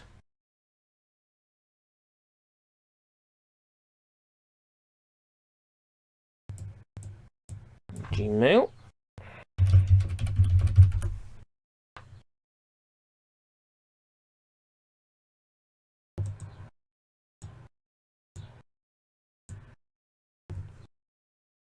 Order confirmation, go to your profile and click on your purchases.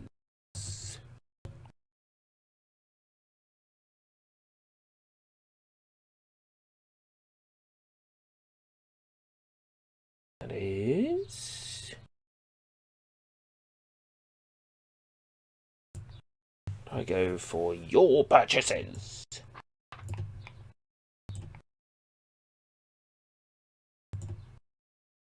Account settings. Oh, here we go. Trials of Mana. Awaiting key. Yeah, fair enough. So it'll be a little while. Quick, someone send him more donations so he can increase his backlog even more. Well, I don't have to play everything. But I do want to play Trials of Mana. Right, what I'll do right now then is transfer a little over from my savings back into my current account. Considering that Sakura Wars is out on Tuesday next week, I think.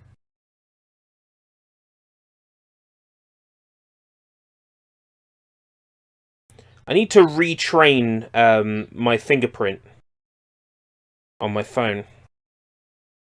So I'm going to be in some situation where I really need access to my fingerprint scanner, and it's not going to work.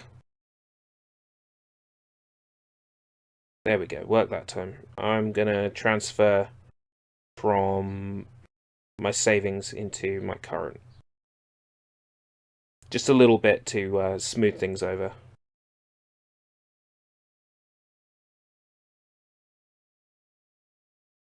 Because I ended up buying a few things yesterday. Just to keep everything ticking over. Yep, okay. Right, I'll be right back. I'm just going to give you something to listen to in the meantime. But I won't be long. I will be as quick as I possibly can be. So please look forward to some...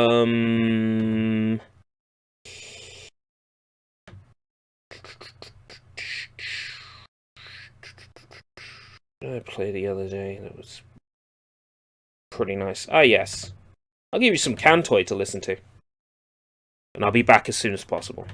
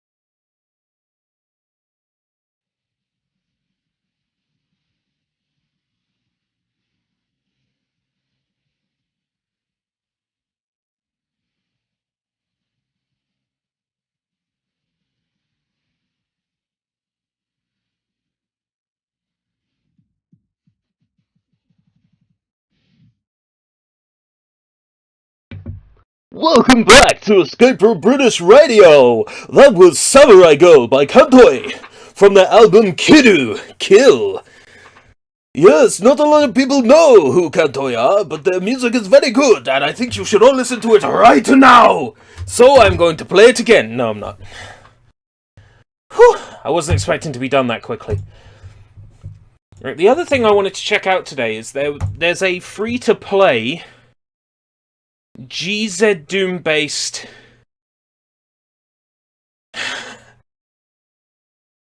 Doom-inspired classic first-person shooter released for free on Steam.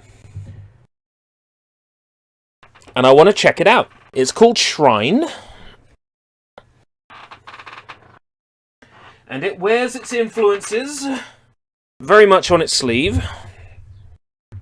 I have to move the microphone up to there, because this is a mouse and keyboard deal.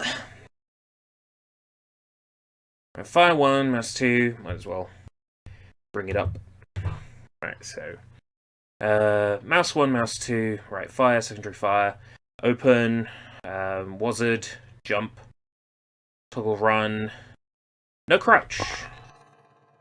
Weapons, weapon slots, right, okay. Mouse wheel up and down for next weapon. Okay. Right, auto map. Fair enough. Quick save F6.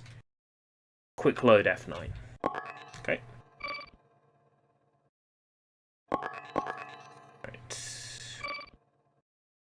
Right. Look spring. Look strafe. Always mouse look on. Nice, good, good. Controller options. Won't be using controller. Player. Class. Tusk. Skin. Base. Gender. Male, female, neutral. Object. I am an object! I am an Apache helicopter.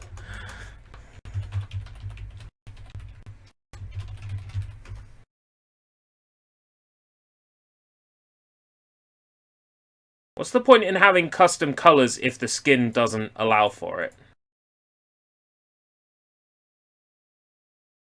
If you're making a game out of a Doom source port, you can always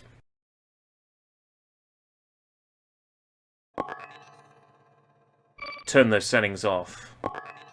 Set video mode, OpenGL, Vulkan, hardware accelerated. Scale factor 1, custom pixel scaling, supply changes, full screen. Display option, Vulkan options. Okay, maybe not Vulkan. OpenGL is fine. Hardware. Post-processing, bloom effect on. FXAA high. Ambient occlusion. Yes, please. Sector light mode. Dark.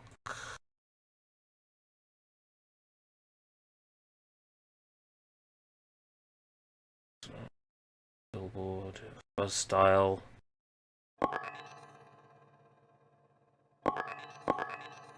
Okay. Oh boy.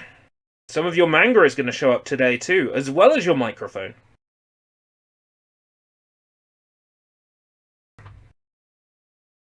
Right, so Novice, Journeyman, Acolyte is probably a good place to start.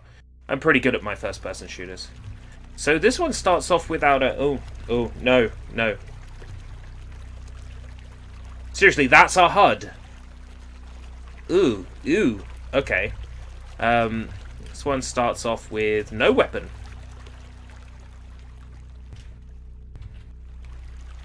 Can I get overlay auto map?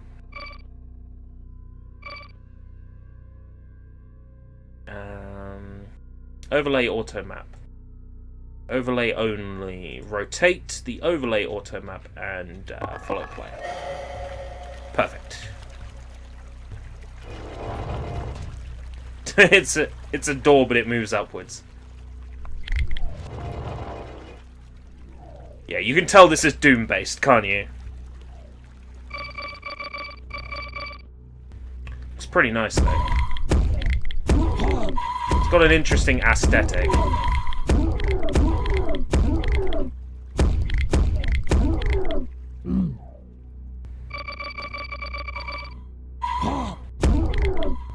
No secondary fire on this one.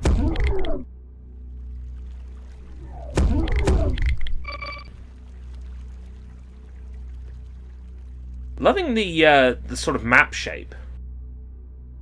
It's very twisty. Ooh, another gun already.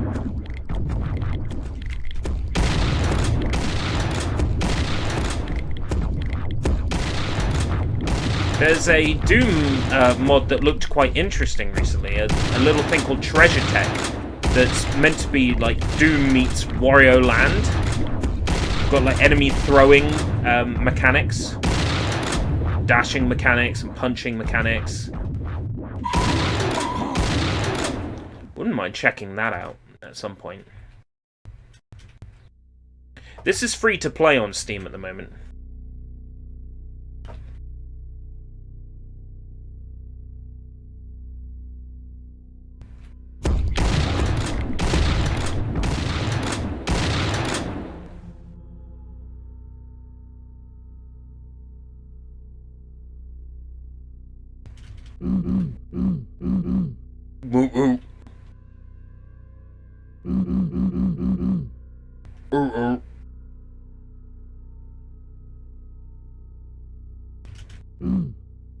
You know, I can't play first-person shooters like I used to. My hand cramps up something mean now when I try to play them. Gone are the days of me being a Doom master. I think those days are long behind me.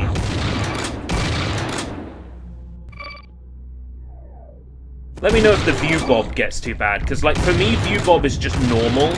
It's like, that's Doom. For me. Like, view bobbing is just normal.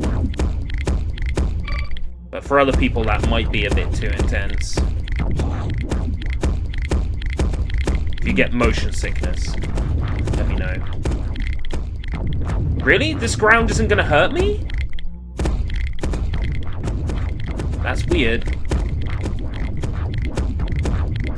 This floor looks like it will hurt you.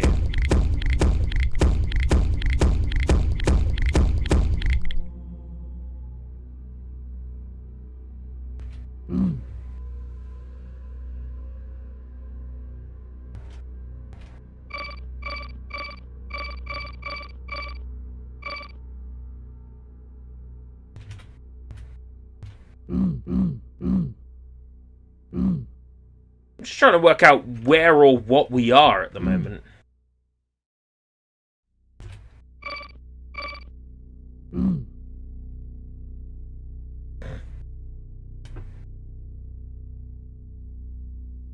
Floor slightly moves me. They went to the effort of adding that sector effect, but not damage dealing sector effect. It seems so weird. Like, it would have to be a conscious decision in map making.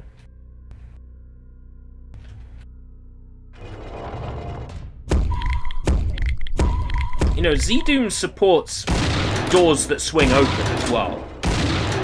They specifically chose to have doors with handles, but then have them move up. It's so weird.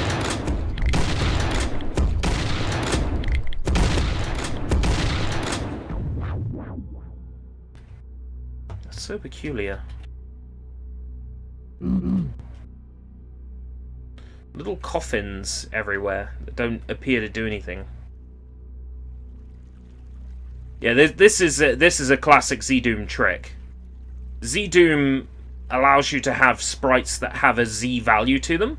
That's why it's called Z-Doom. So here we've got sprites that have a Z value that act as a bridge. So each of these is a thing that's spawned on the map with a Z height. Oh, I didn't realize you could fall through them. And the nature of Z-Doom is that you can give these things a collision and then you can walk on them like a bridge. That's why there's holes in it. Because there's sprites that are just placed up top. You have to be moving fast for it to remain solid.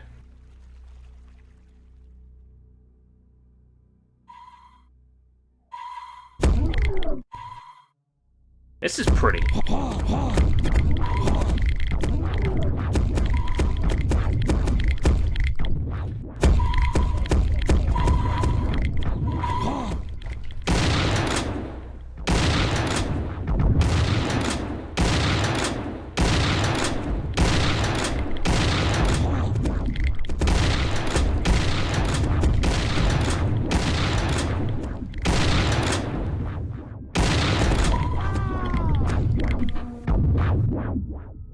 And of course, no autosaves. Righto. I follow a Twitter account that has I follow two Twitter accounts actually. One that posts the artwork for games that have been recently added to Steam, and one that posts trailers of games that have recently been added to Steam. And I use these accounts' tweets to give me an idea of what's coming up on Steam and what I might be interested in playing. There's a lot of stuff launched on Steam today that's like coronavirus meme-y stuff. It's like, really, the last thing we need right now is a game called Be Coronavirus that's just knockoff plaguing. Last thing we need right now. That said, the account is a great way, these accounts are a great way of finding out what's recently been added to Steam. And sometimes you'll find out about stuff before companies have mentioned that it's coming out, because they don't realize that they accidentally set their Steam game announcement to public.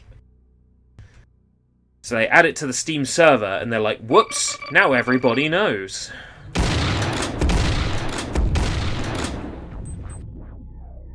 So it's always good to keep an eye on those accounts to see what's coming up on Steam.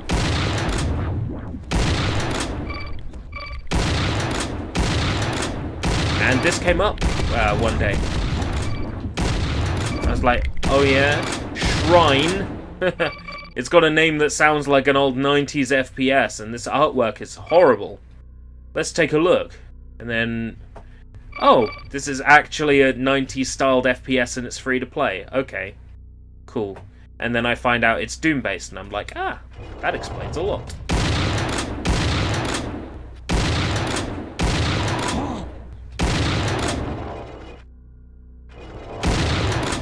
What I don't like is that these guys can attack me so long as they've got a direct straight line. They raycast, they don't fire a projectile, they raycast, and if they've got a straight line with me, then they can deal damage. I'm really not keen on that in Doom mobs. Never been keen of mobs that do that.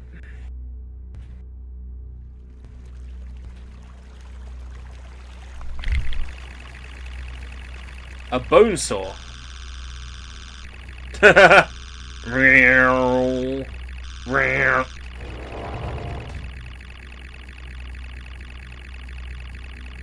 Wonder how many maps this has. How many chapters? F6. What was free? What was quick save? F6.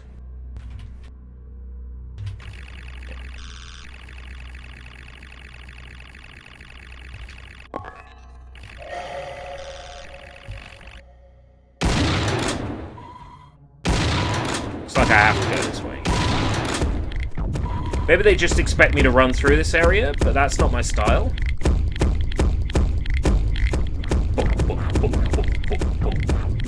1, 2, 3, 4, 5, 6. Hit it! Bam, bam, bam, bam.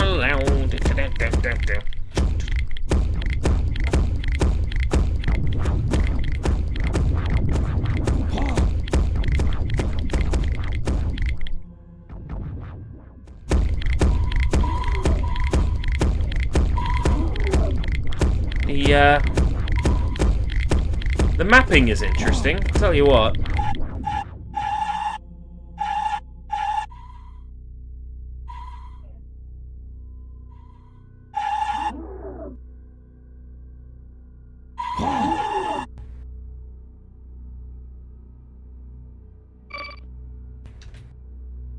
Really?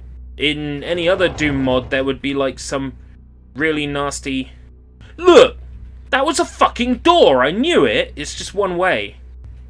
I knew that was a door! Yeah, the map shape is peculiar. Bizarre. There's nothing in Doom that looks like this. Got some overlining sectors as well. Yeah, all things that can only be done in a source port like ZDoom. Was this all optional just to get a nice gun? Probably.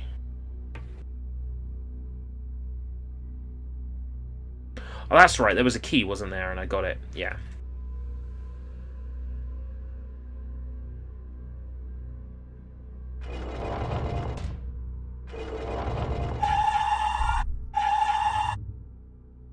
I like this gun, though.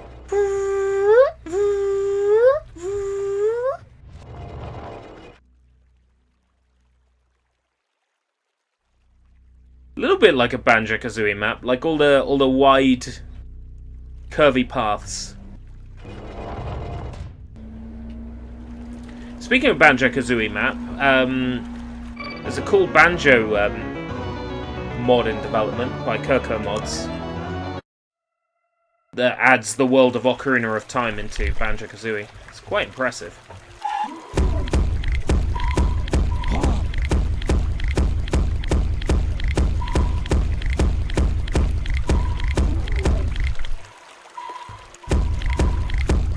Wouldn't be outside of the realm of possibility for me to stream it, considering that I've streamed Mario 64 mod before on here.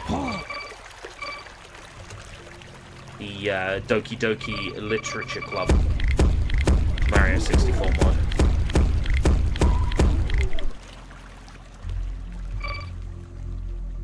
But that I streamed as a deliberate joke because it was a shitpost.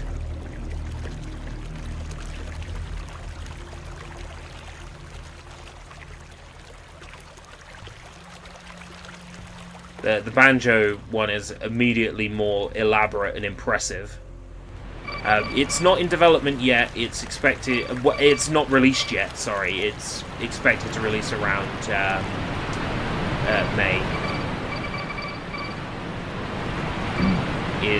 It adds the world of Ocarina of Time to Banjo-Kazooie, including music in the Banjo style. There's a trailer on YouTube, check it out, it's really quite phenomenal. The creator Kirko has come a long way in Banjo modding in recent months. He did a Majora's Mask to Banjo-Kazooie conversion that was quite interesting.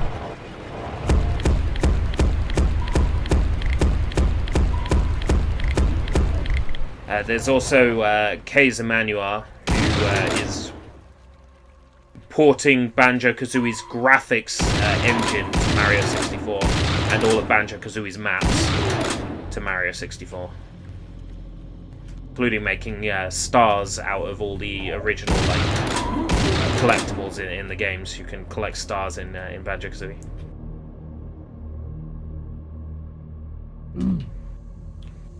Right. Is that a push wall or just a texturing fuck up?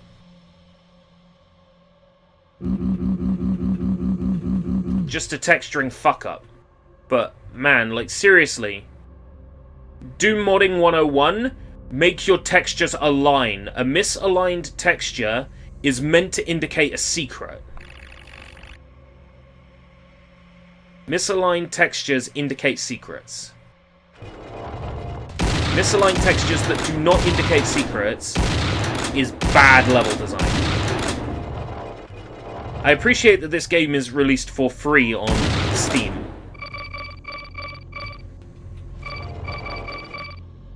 And, you know, just because there's expectations,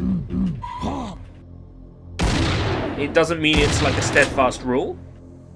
But, yeah, there's a reason why these are expectations.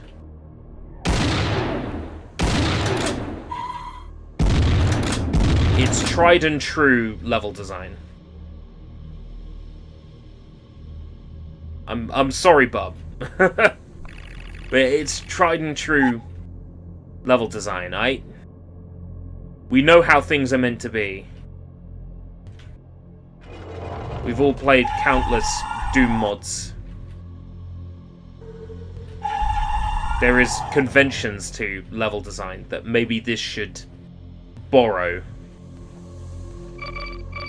Yeah, can't fault it too much. It's a free game on Steam.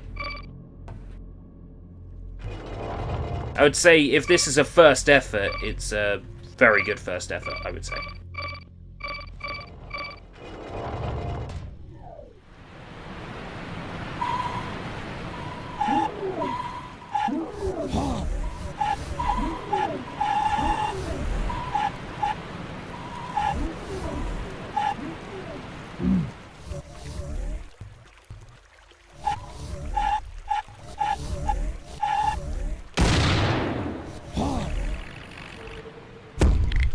Like, I was making maps like this that had, like, no geographical sense when I was messing around with Doom in 2007.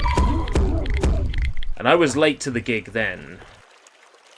A lot has been made possible since, like bridges built out of sprites, for example. That's a Z-Doom thing.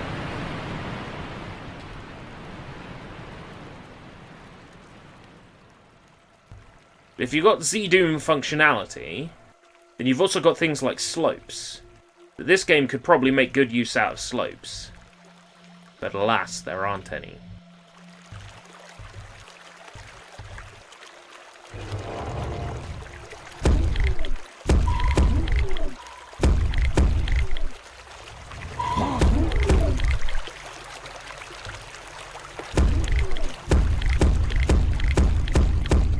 Also not much visual difference, thinking about it, between the enemies and the environments. They almost blend in.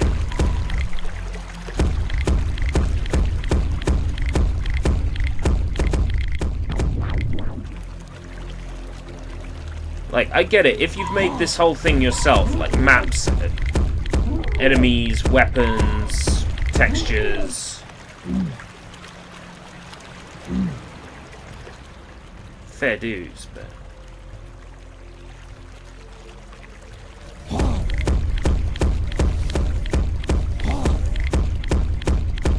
if it's a one-man passion project, maybe.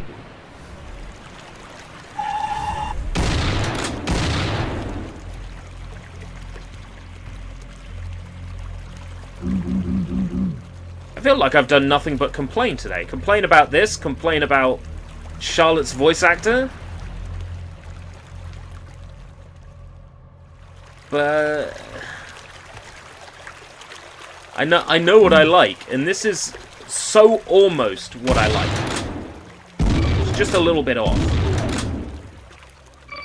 Like, this could be so much more. I'll take a look. If it's in PKZip or WOD, maybe I can dig around in this. Just make it more appealing.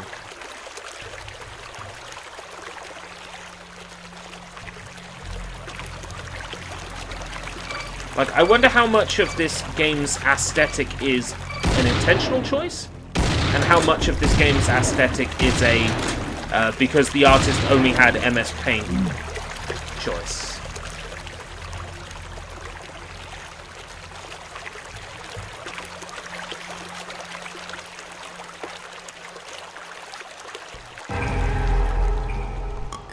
Cool, a secret. I thought it was the way I was meant to go.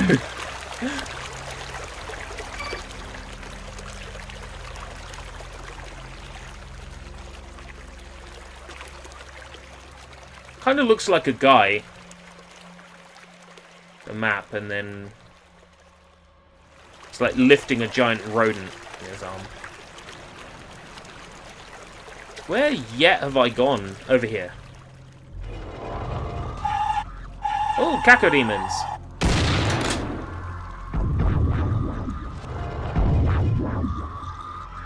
Cacodemon. Caco means shit.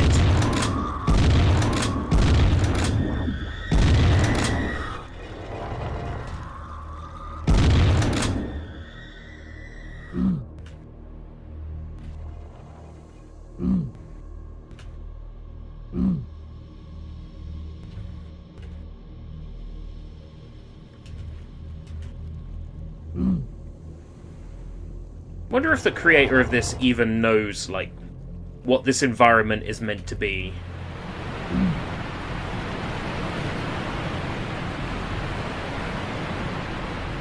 Like, are we on some other planet, or...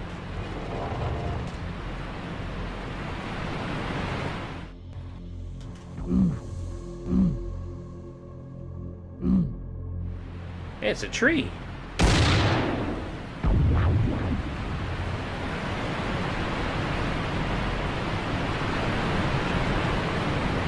Nothing behind the waterfall.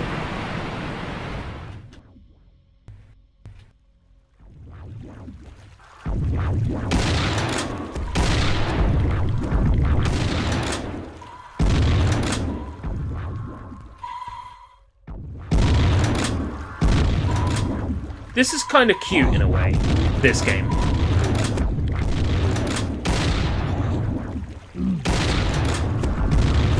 It wears its influences on its sleeve.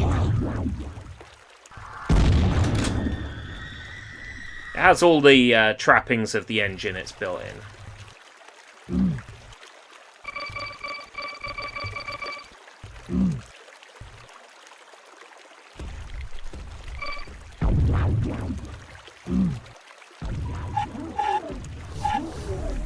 I like that the ammo is souls. I like that standing in water doesn't hurt you. There is a sector effect for that, by the way, creator. If you made a mistake, there's actually a sector effect for floor damage built in.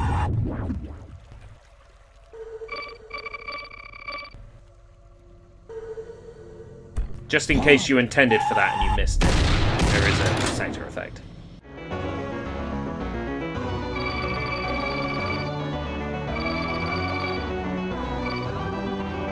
It's cool.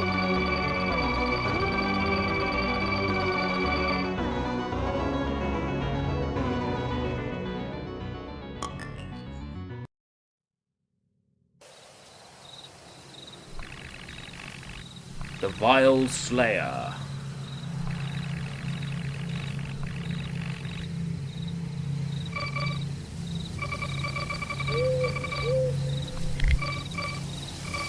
Ooh.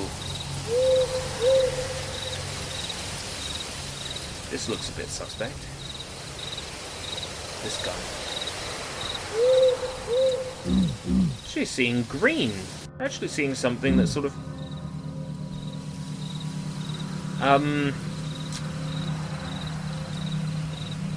if you're building a test sector to test things off map, don't leave it here unless you want me to find it. Is this the skybox? You want people to know where your skybox is, by all means, keep it on in the map. But, you know, you should really set those to don't show up on automap. There's a line setting for that.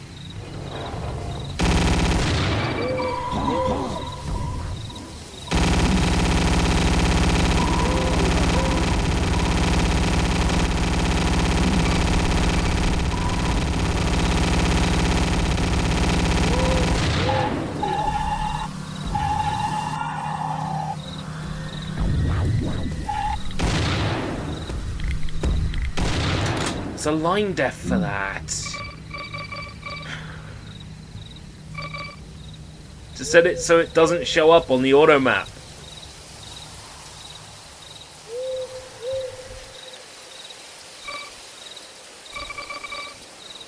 So people don't know where your skybox is.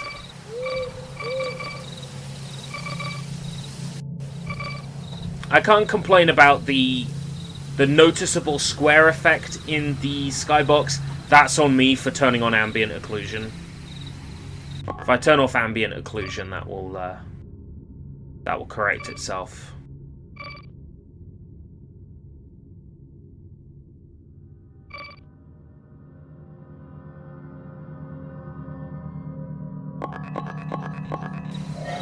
Yeah. Now it looks like a sky.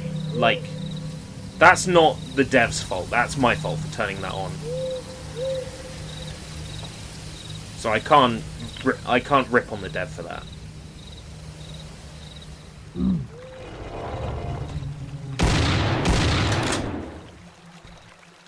Oh, hold on. Let me take... Yeah. Again, sorry to be a shitbag, but these two lines here, you can set in your map builder to not move. So then the door moves, but the walls don't. Otherwise, in Doom, they will move by default, and looks bad. I get what they're going for. It's easy for someone who hasn't got a game released on Steam to badmouth somebody who has got a game released on Steam. It's easy to do, I know. If you're using Z-Doom tech, you've got plenty of examples of places to look for how to do things. It's not actually that complicated.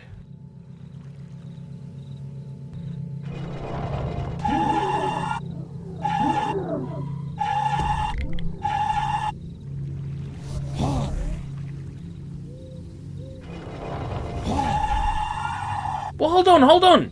You managed it on this one! You managed it on this door!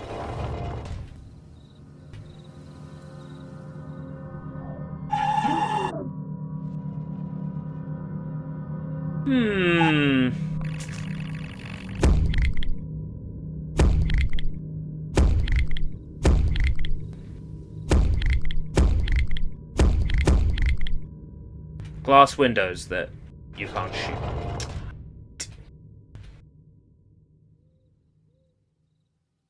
What the fuck is this? This is a game called Shrine that's built on the Doom engine. It's free to play on Steam. And, I've spent the last however many minutes trashing its level design. And I don't mean to, it's just I've played so many Doom mods. I know what makes a good level. Like, geographically, this map makes no sense. Textures are horrendous. I get it was probably one guy making everything himself, so I can't be too harsh on it. Now, Doom Mapping 101. You got an item there that the player wants. When I grab this key, what do I expect? I expect these glass windows to move up and enemies to come out. Nothing. There's an expectation. Windows, roar! Monsters come out. Yeah, maybe it's an intentional Minecraft vibe. If you're making a Doom map, like, raw, monsters come out when you pick up the key. Like that's how a traditional Doom level would play. I know that maybe this doesn't want to be a traditional Doom game, and that's fine. I get that.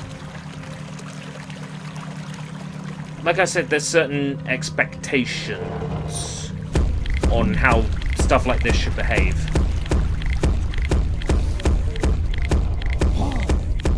And playing with people's expectations can sometimes result in something unique and different.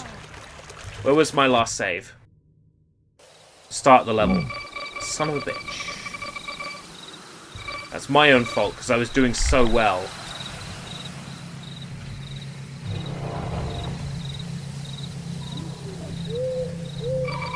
Like, you would expect something to happen when you pick up the key.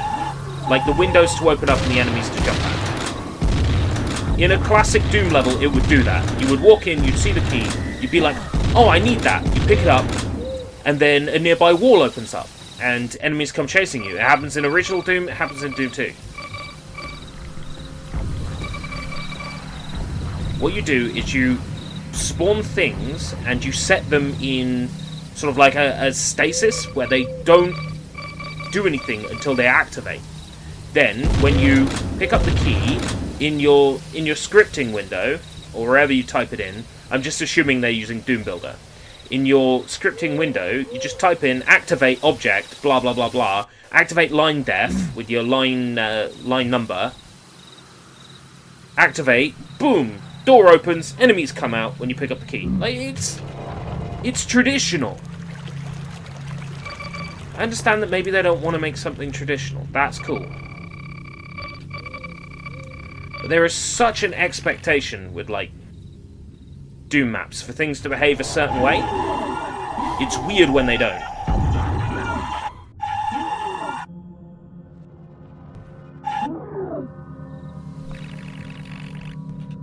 I'm not trashing it. I promise I'm not trashing it. If the dev finds this video or stream, I'm not trashing it. I love that somebody has the balls in this day and age to release a game that's built on Doom on Steam.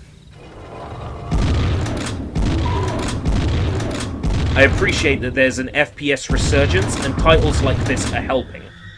If this game, like, inspires someone to make a brand new FPS revival game, then this game has done good.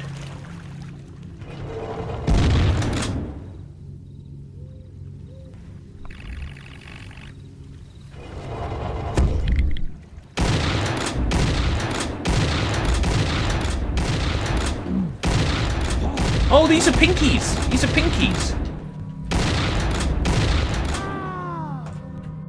These are pinkies.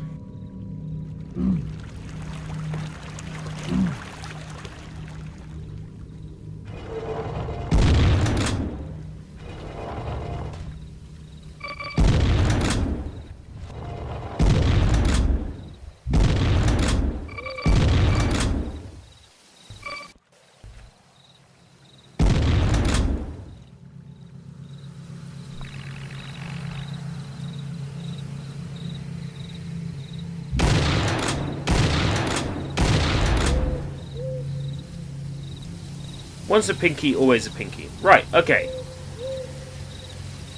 Situation... We know that these walls aren't going to move, because they're solid green. I don't trust the map maker to know that he can make a line solid green when it's going to move. So I don't expect anything to happen when I collect this. Yeah, nothing. That would have been the perfect opportunity to have, like...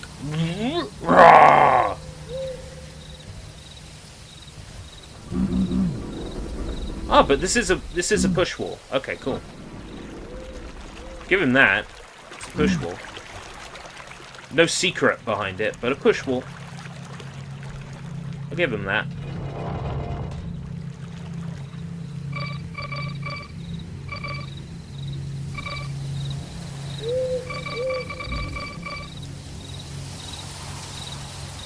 Okay, well, they go.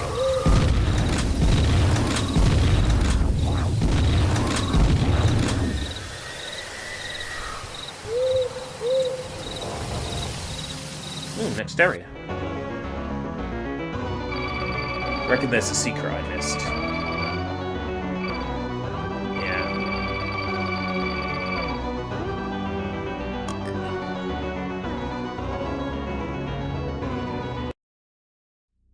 Cooking up a barbecue. Oh man. That sounds great.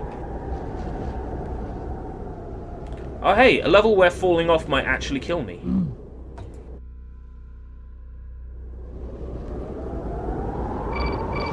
Frozen peaks as well. Starting to get a difference in environment. Okay. I'm digging this. Oh, I'm getting shot at from a distance. I thought for a second that, like, the cold weather was hurting me.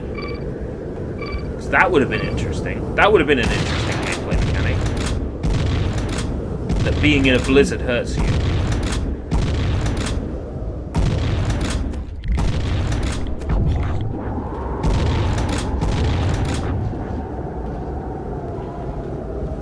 Cacodemons too. Nice and open. I like this map. Enemies from everywhere taking fire at me. Taking pot shots.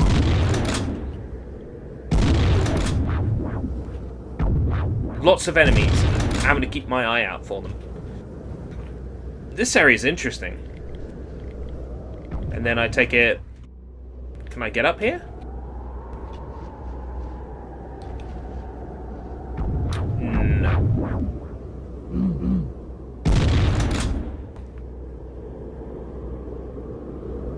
This is that castle wall. Oh, there we go. This shotgun, OP. The key. Nice. Not sure if that activated some enemies over here or whether I just missed them. I think that key might have... Is this just a guy who was getting better at map building as he went along? And then didn't go back and brush up the old maps? Because I swear I just had some enemies activate upon collecting that key. Maybe that, or they just came over here because they heard the gunshot.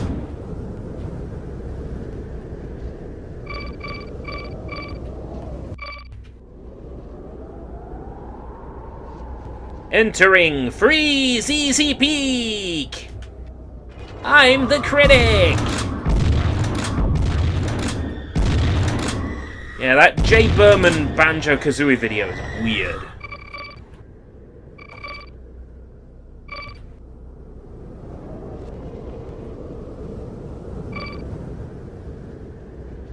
The Nintendo Power Banjo-Kazooie promotion.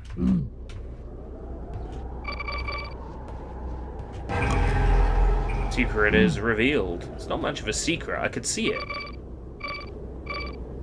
I knew it was there.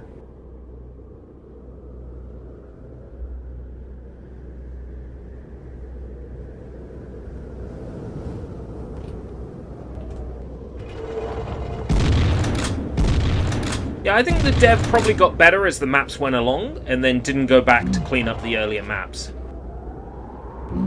But in itself, that can have a kind of charm. Because you play a game that just gets better as you go on. That in itself can be its own form of entertainment. Oh, these things look new, and they look dangerous. Oh, so these are meant to be Baron of Hell! Right, okay, he's Baron of Hell. Cool. Not quite Cyber Demon, but just before, Baron of Hell.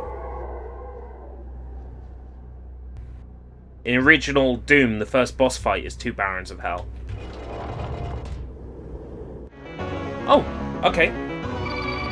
That one seemed relatively straightforward.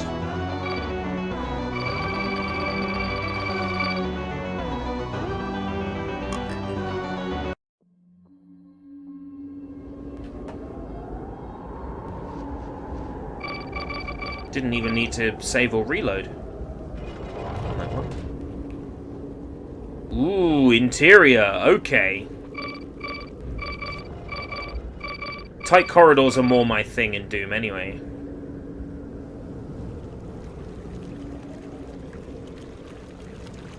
Fountain, cute. Cute.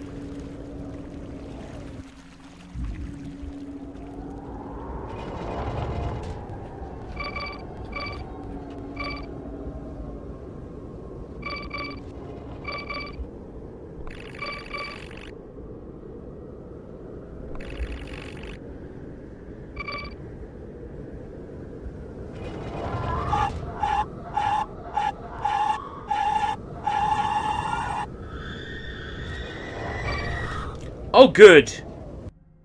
Doors don't crush you.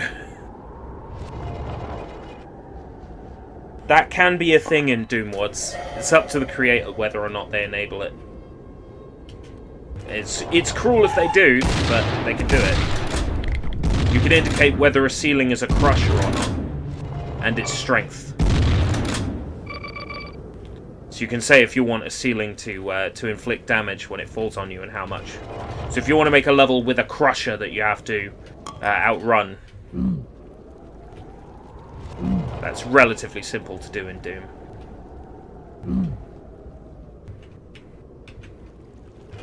I do love me some Doom, I must say. Classic 90s FPSs are kind of my jam.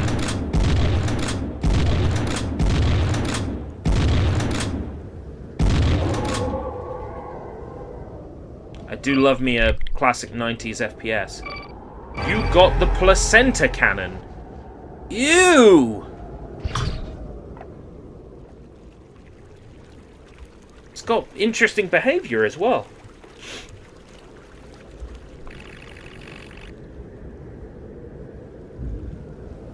Center cannon. Nice. Personally, Doom 2 is where it's at. I have to agree with you.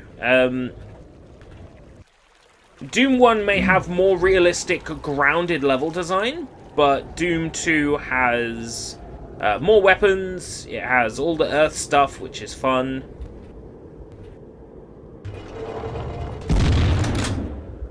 I would say Doom 1 and 2 each have their pros and cons. And the two work nicely with each other. So the things that Doom 2 does better are not the things that Doom 1 does better, but Doom 1 does better the things that Doom 2 does not do better. So the two make a nice gameplay. They make nice gameplay partners. You can play Doom 1 and Doom 2 leading into each other, and you wouldn't get tired because the level layouts are just so interesting. Doom 2 certainly has some bad level design as far as it goes. Levels with some weird shapes. Completely unorthodox. I know to a certain extent. I know to a certain extent that's kind of the point. That you're meant to be in hell in Doom 2, so not everything should make sense level-wise. But Doom 2's levels are more like this game's levels, where the shape is not really necessarily making a lot of sense. This level's shape makes a lot of sense. This level's shape is a nice, again, misaligned textures.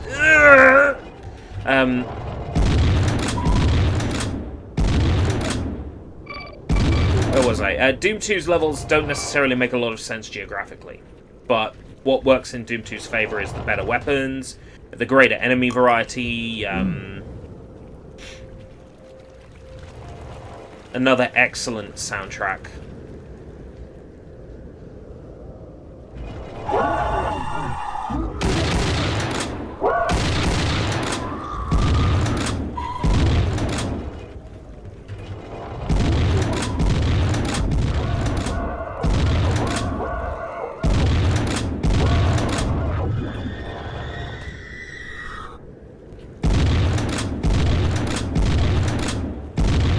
I think I definitely prefer Doom 1's levels. I think I do. Yeah, this sort of is a palette cleanser, I guess. It was part of the original plan, though. The stream title says Trials of Mana Demo and Shrine. This is Shrine. A Doom-inspired first-person shooter built in the Doom engine.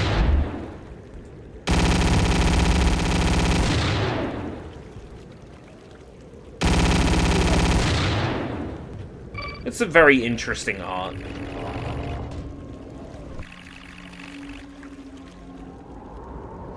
I don't hate this. It's intriguing, but far from terrible. Out of ammo for a lot of my weapons now.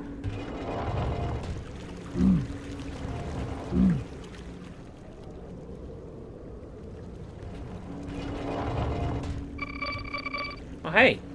Ammo. Can't be all bad.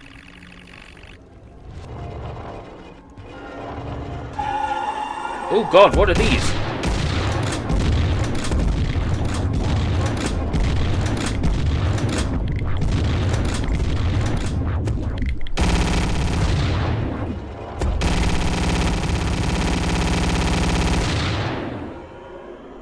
Weird floaty crosses. Yeah, it's free.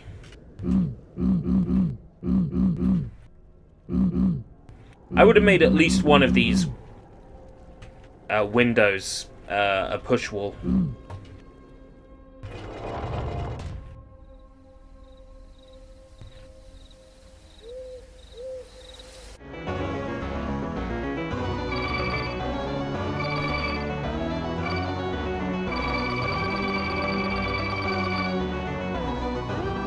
Been playing this for just under 30 minutes, according to Entering Shrine. Oh, this may very well be the last level. I don't know how long this is. But I'll give it a fair shake.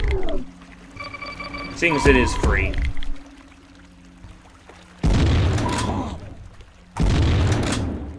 Now, one way you could look at it is it free because the creator realizes they can't make any money off it? Possibly, is it free because it's GZ Doom based? GZ Doom based. Could be.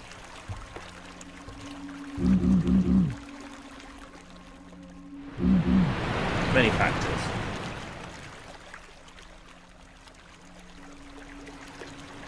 I think it's free because it's just something the dev made for fun, maybe? Like, I reckon this was a just for fun project. And as that, as a map-making exercise,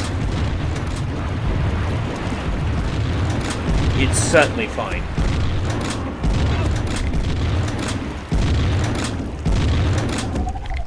Something someone was making for fun to test their map-making skills. See if they could make a short campaign for Doom.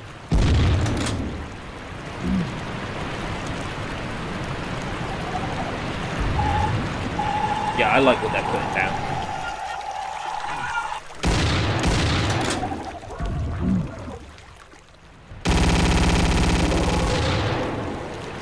Wonder if this has the chain gun snipe bug.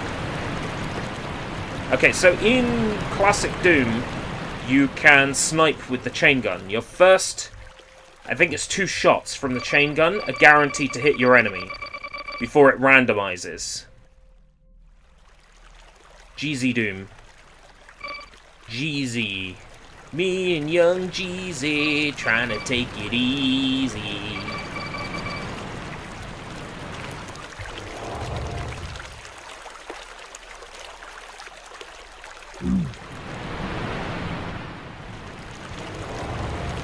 As a mapping exercise, I could totally get behind this.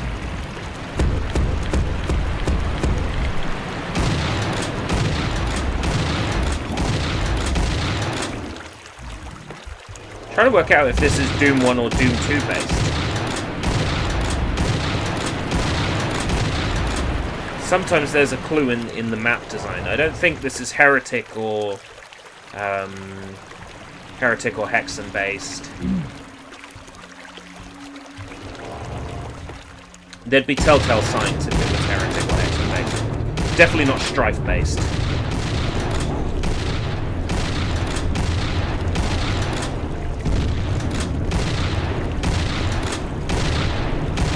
That's a new enemy though. That's meant to be I take it that's built off the Lost Souls AI. Now again, item on a pedestal, walls around me. My immediate thought would be pick up the item, floor would level out.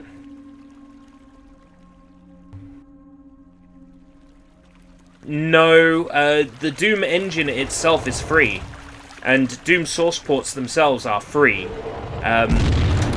If it was unlawfully, like unauthorized use of Doom, it would be Doom assets specifically. But code is arguable. Like, a little bit of code here and there is arguable. you can probably get away with pinching a little bit of enemy behavior and stuff like that if you're map building.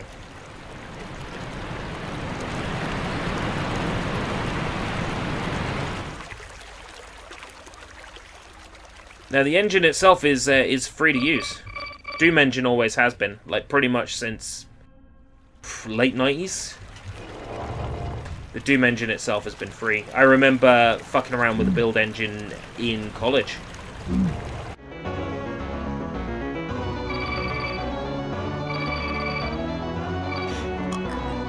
Now there's a well-known version of Doom called Free Doom. Free Doom is built off the Doom Engine. Its level designs are Doom-inspired. But, because all of its assets are made from the ground up, its maps from the ground up, its soundtrack from the ground up, it's absolutely legal.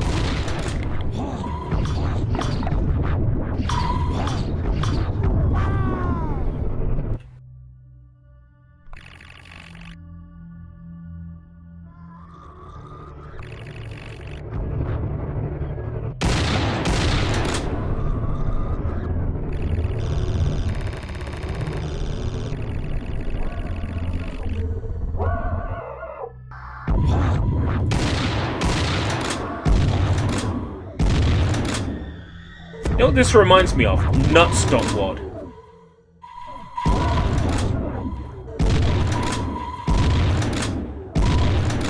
The only thing missing is Diremaker, a MIDI of Diremaker in the background.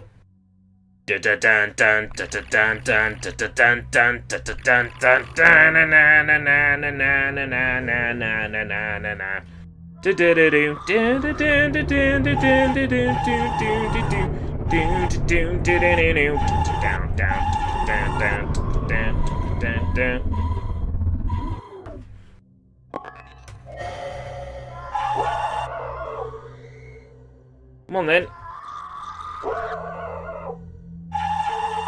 If you hid pirated content on Steam, someone would eventually find out. And someone would rat you, and then you wouldn't be releasing stuff on Steam anymore.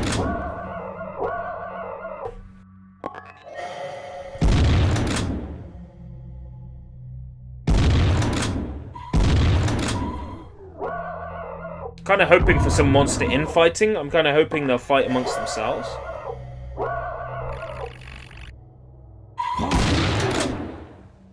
Asshole. Come up here. Wow.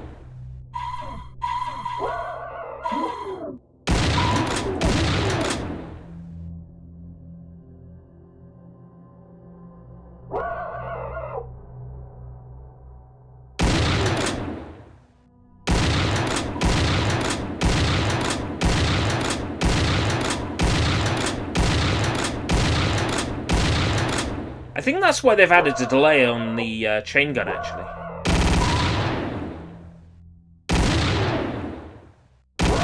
Stop you sniping with it.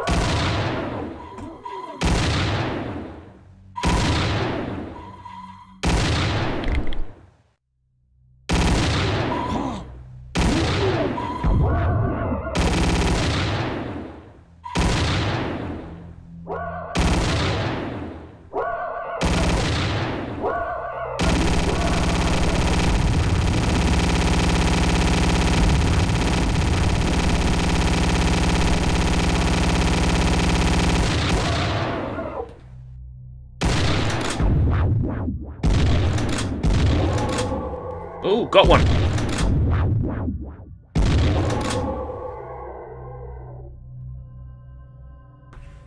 What about them free indie game sites? You could probably hide anything anywhere with enough effort. Question is, what are you going to do about it if you get caught? You're going to hide some stolen ROM inside your video game. What are you going to do when you get caught? Do you want to go to court? Do you want to get chewed up in the legal system? For just stupidly deciding you're going to include a Mario ROM in your first-person shooter?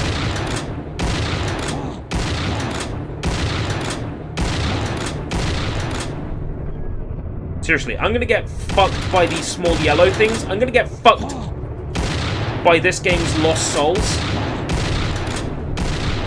Of all things. No! A sinner. Damn fucking straight they are. Person who invented them's a fucking sinner.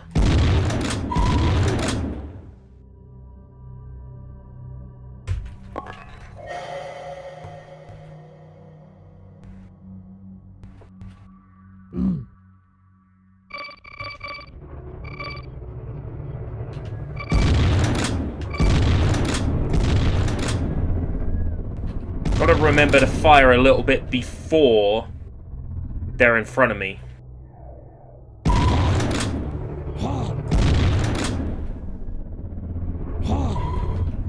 Fuck! We got a spawner or what? Christ!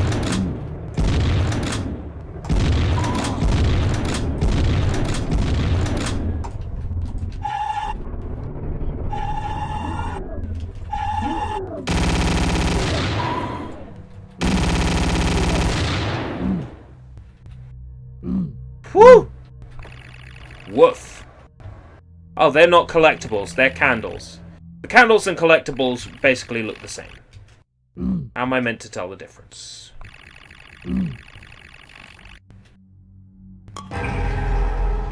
Secret is revealed, but I already... Is that it? Is that everything dead? Moving swiftly on.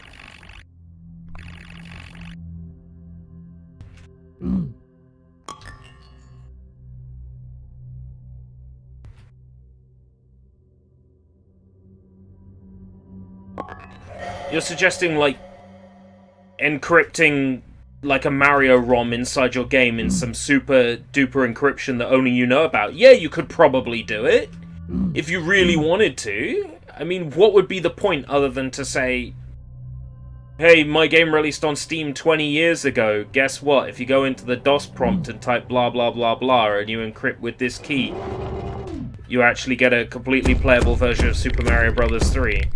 Or some shit. Because the only reason you do something like that is if you want it to be found, right?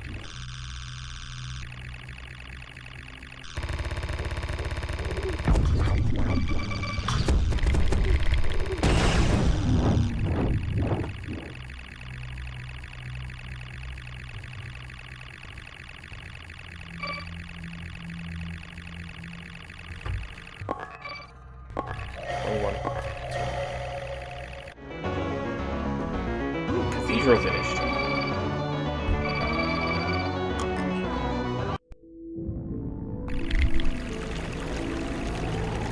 Ooh, I like the Game Boy aesthetic on the background.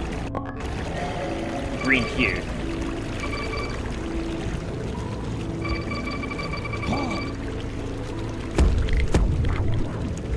Ooh. This one's pretty.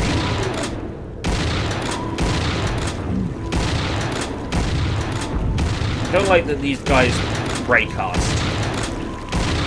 You can rebuild you can rewrite the enemy AI. I think the enemies in this game would all work better if they were throwing projectiles, if none of them raycasted.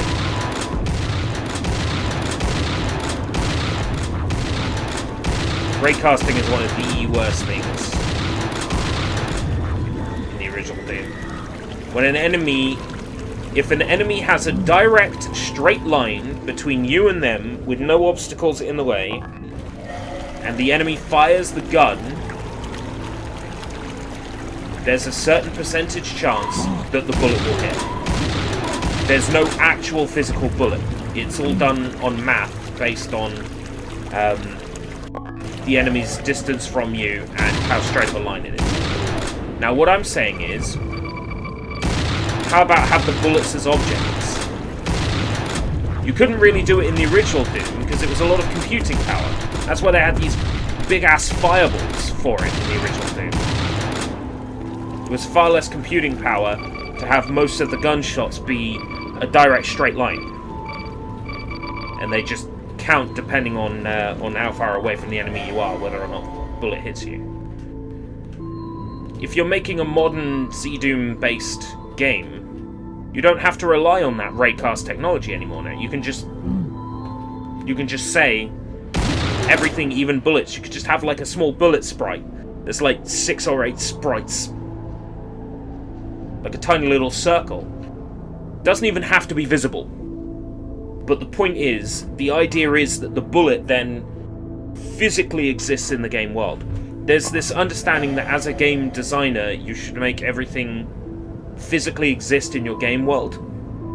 The Rare once said when they were developing Banjo-Tooie that they deliberately intended for the ledge grab to work on any ledge because it makes the world feel real when you find a ledge and you can grab it. Even though they knew that people would use the ledge grab to get out of bounds or to glitch out of the game world, to them what was more important was making it so if you saw a ledge and you got to it, you could grab it, no matter what ledge it was.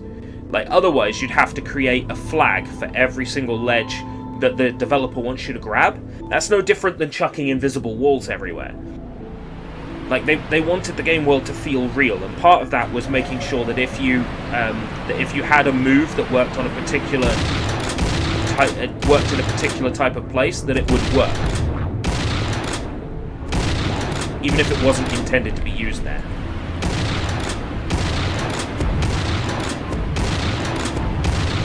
I think nowadays you could make a Doom mod that just turns bullets into objects like the fireballs. So then the behaviour doesn't feel fake. You can't be shot from 15 miles away and wonder what the fuck's going on, because you can see the bullet coming.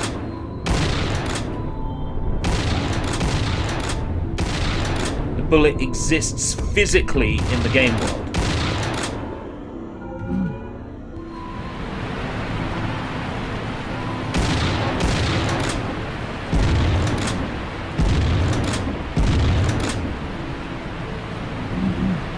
I mean, who am I to judge when it's not my game? I didn't make this. And it was probably just a mapping exercise. Someone having a bit of fun learning how to map for Doom.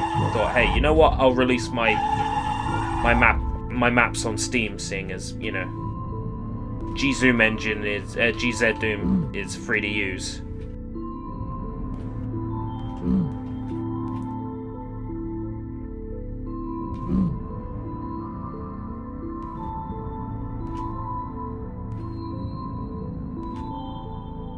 Okay, this I can complain about. Cardboard box texture on all sides except top. Not expecting anybody to look up here. Should still be a cardboard box texture. Come on, guys. Get with the program.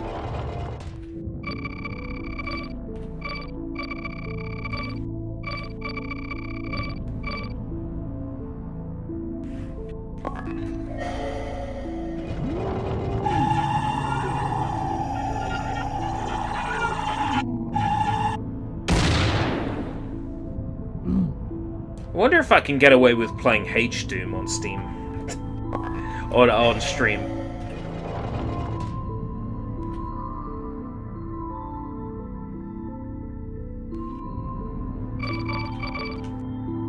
I guess the question is, do I want my stream banned or not?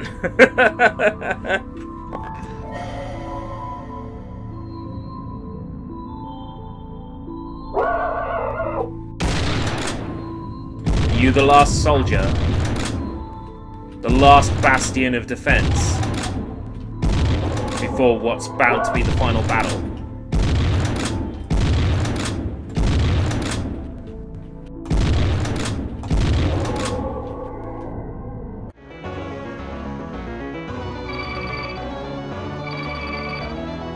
H-Doom, do you mean the enemies moan sexually when you kill them or something? Oh, you have such a tame idea of what I could mean by H-Doom.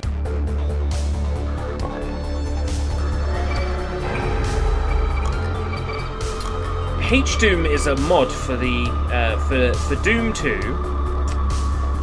that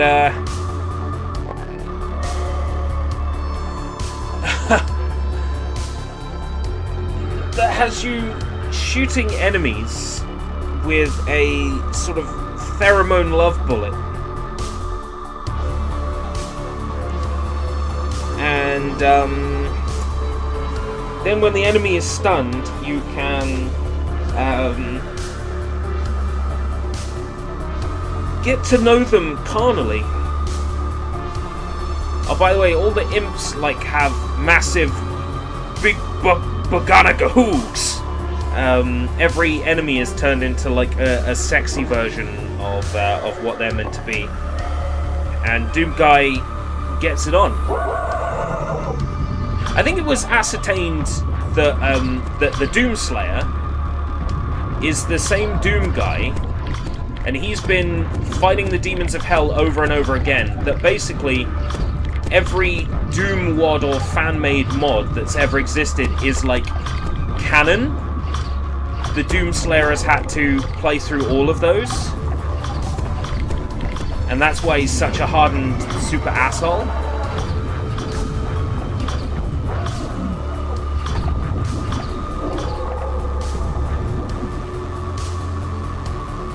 Was that it?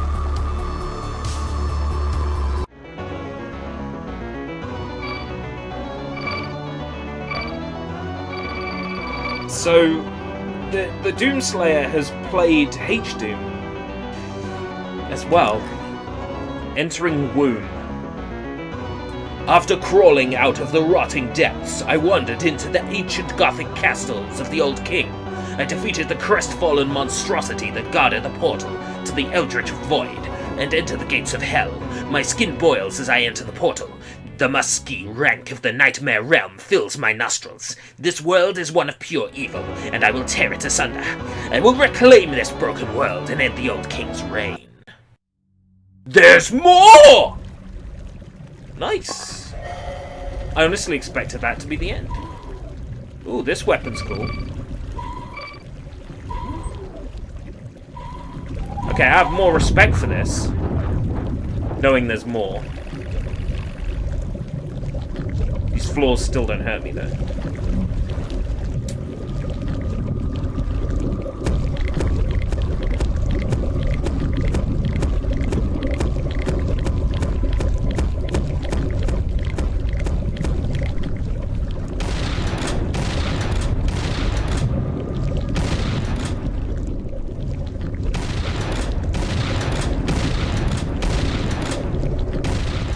So what am I in the womb of? Knowing full well that there's a weapon in this game that is a placenta launcher.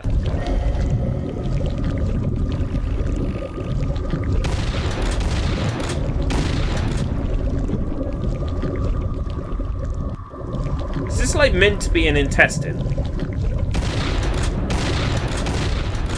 These look like umbilical cords on the walls. I like that this has gone for body horror, but it's nailed it.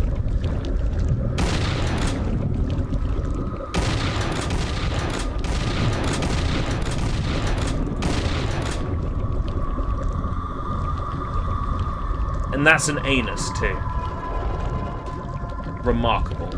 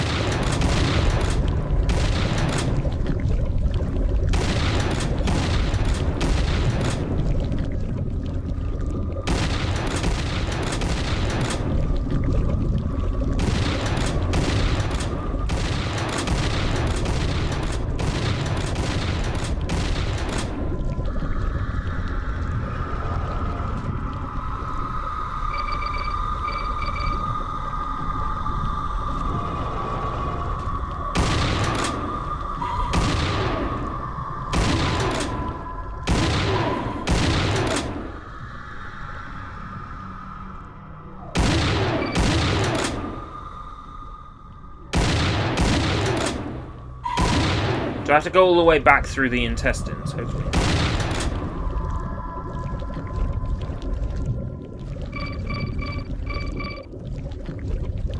So you pass through Jabu Jabu. Through Jabu Jabu's. Oh, there's another sphincter there. That is an anus. That's an anus hole. Speaking of anus hole, there was a Doom WOD I played a while back called Sean Connery Gets a Wrench Stuck Up His Anus Hole. That was something else.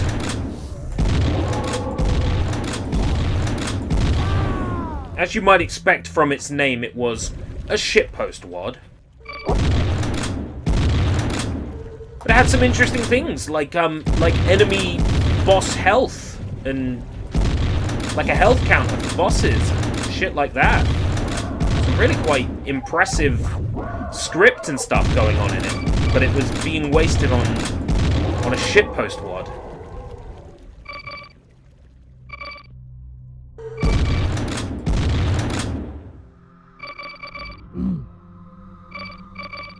You need skill to pull off an effective shitpost.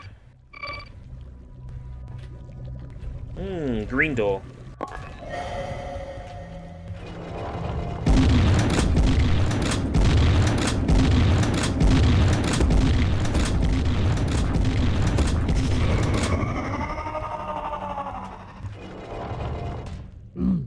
Is there any reason for opening that door then, other than to waste a fuck ton of ammunition?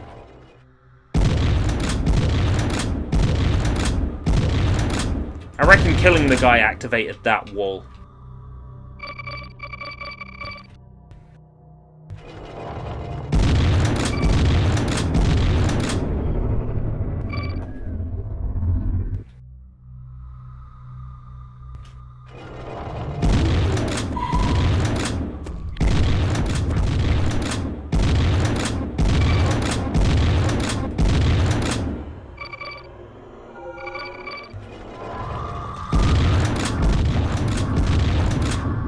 I like that the ammo pickup is ammo pickup for every gun. I like that. It means you can use one gun predominantly, and when you switch to the other gun, you've got full ammo for it. That's nice.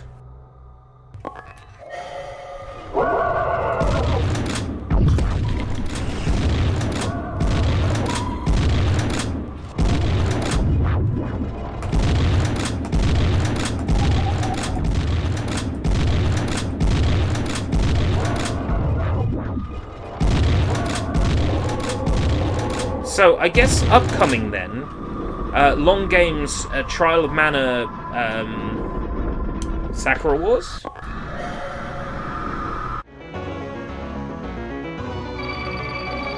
I feel like that was more than just a wound.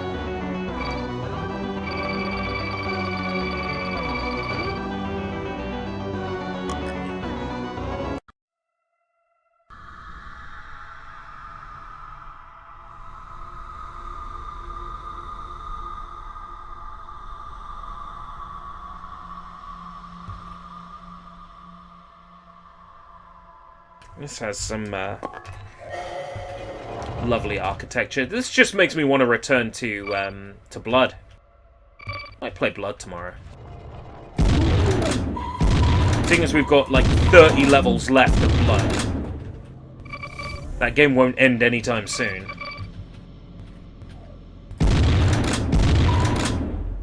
Loading books. That's nice. I like that. They have no purpose. They're just there, you know, to make this area feel a bit more detailed, and I like that. They add a certain je ne sais quoi to the proceedings. Not a push wall because it's bright green.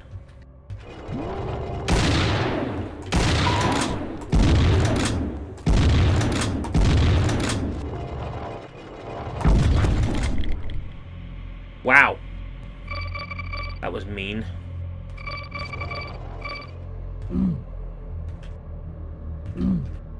It's a mouth.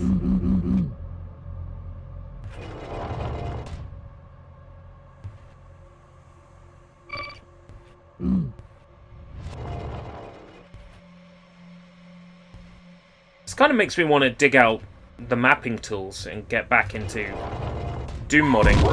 I've got some ideas. I've expressed before my interest in making like an anime Doom mod with an anime girl. Like, instead of showing a weapon on screen, it would be like an anime girl, and then when you switch weapons, switches like magic types. I've played a of all things, an official Madoka Magica game for mobiles that was basically a Doom clone. Based on Madoka Magica, of all things.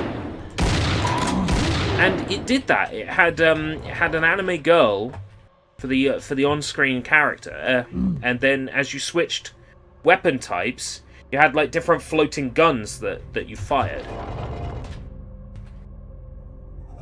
I think anime in Doom is something that still really hasn't been explored properly yet.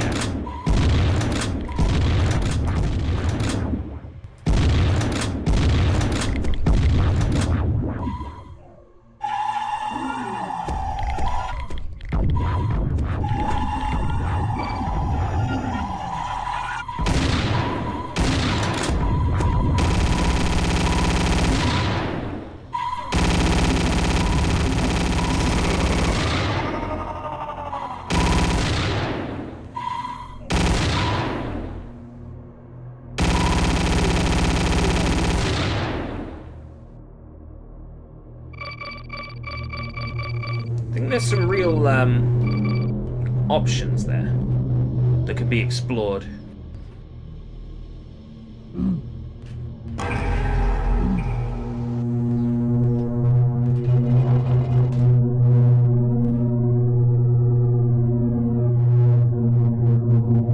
This looks kind of whoa!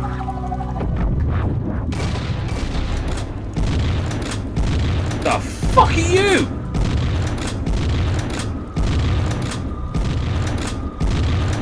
Ah! This got bullet hell very quickly.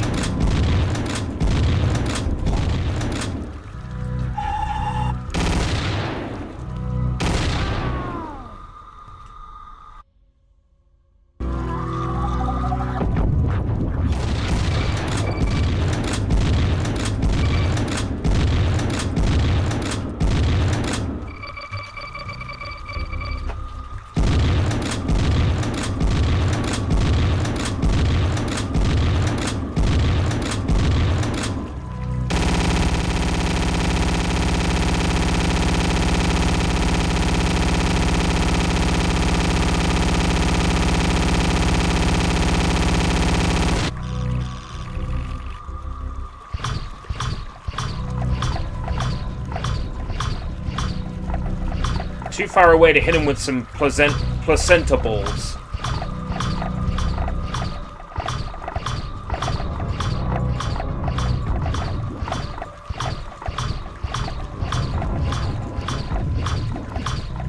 Oh, landed a couple of placenta balls on him. Yeah!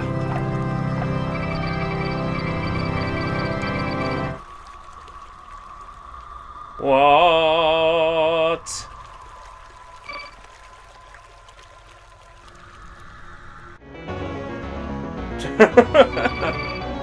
Right, okay, Beans.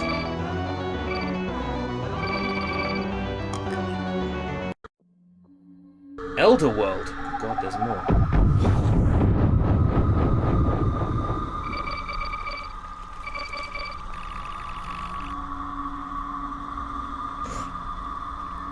Christ. I'm trying to figure out where you go from there.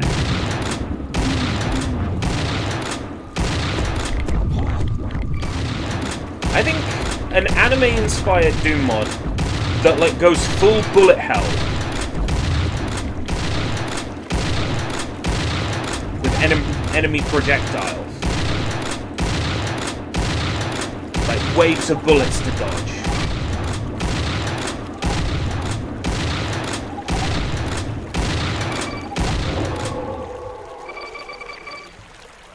I reckon there'd really be something in that.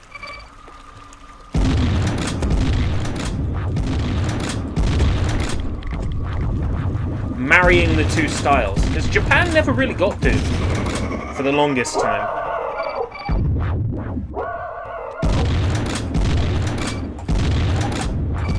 I think marrying a 90s style, like a 90s violent anime style, like Fist of the North Star, might work, or something super cute, like Cute 'em Up, like Cave style. With the Doom gameplay, I reckon there's really something to that. As an idea, that just might work. Right. Collectibles up against the wall, a key in the middle of a pentagram. This is your chance, Shrine. Nothing.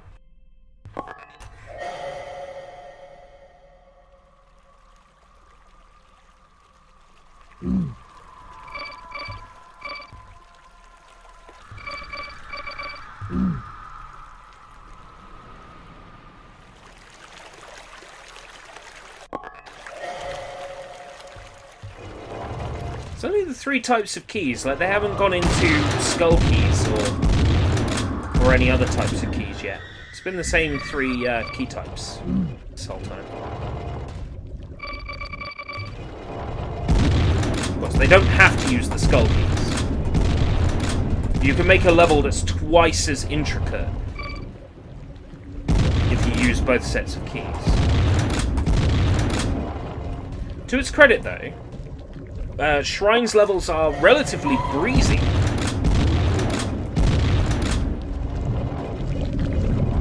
Which definitely works in this game's favour.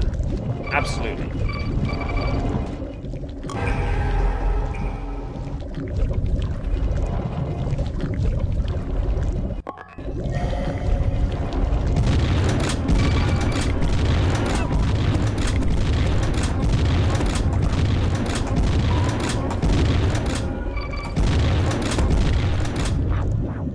I've really warmed to this game's visual style as well. Didn't like it at first, but I've warmed to it.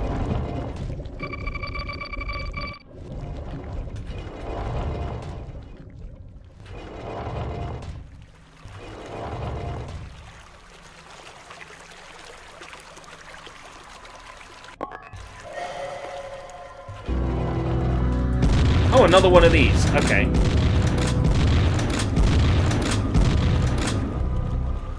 Except now it's behind a door, so I can pace myself.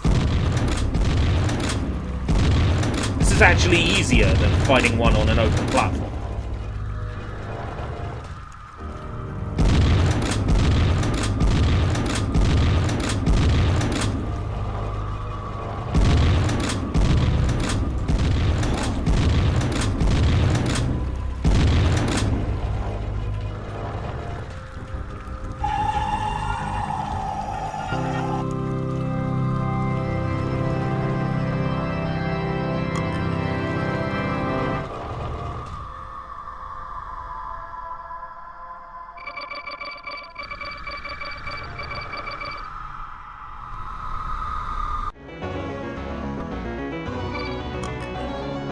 Ether. Oh my. Oh, there's raycasters in the background.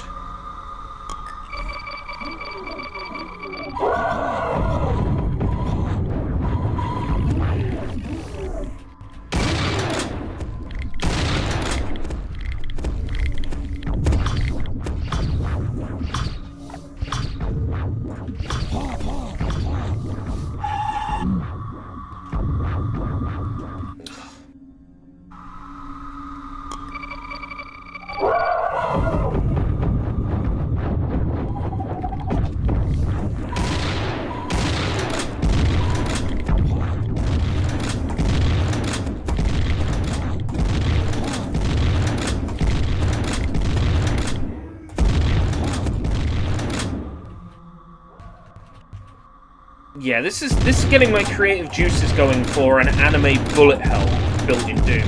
There's got to be someone who's tried this. There's got to be someone who's put 2 and 2 together and gone, you know what? Doom needs an anime bullet hell.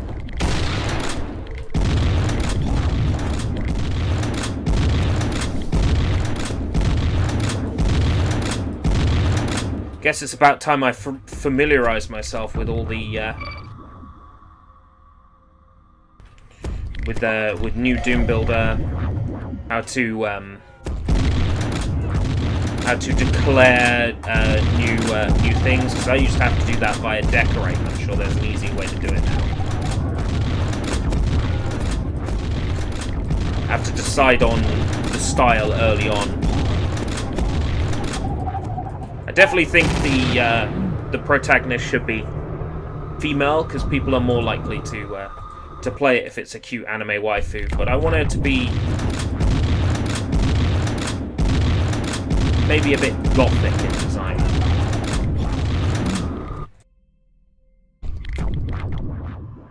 Yeah, I think I'm onto something here.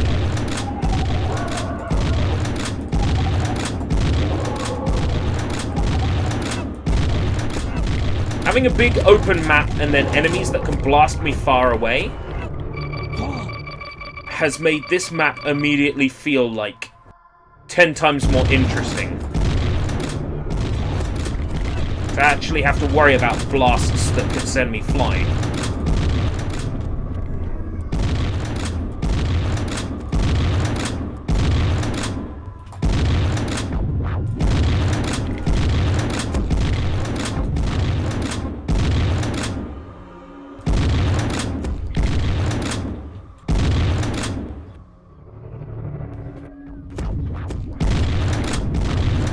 There's actually a platform I can fall off of.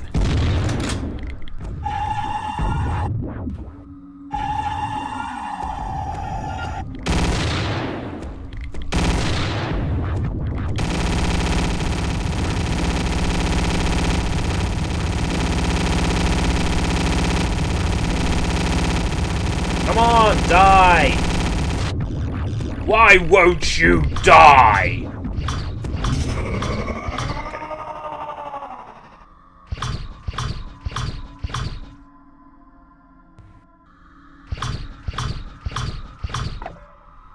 Shit. Because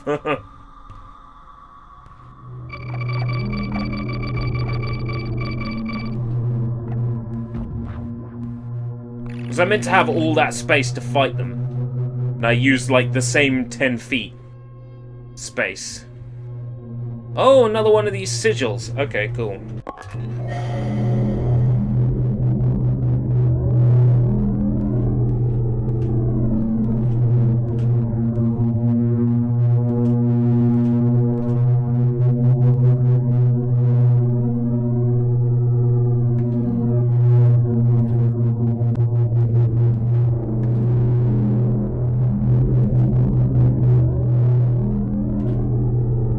Choice for having auto run on the whole time.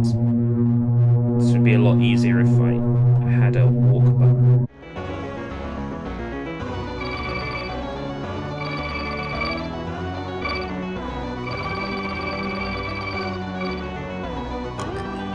Sentinel.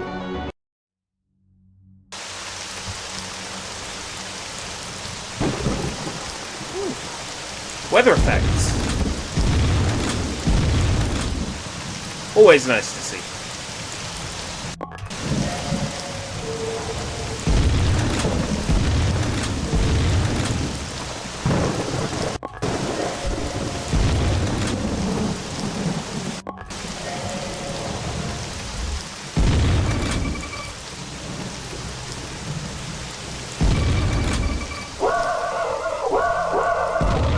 Oh, another weird cathedral place. Is every chapter going to end with a cathedral?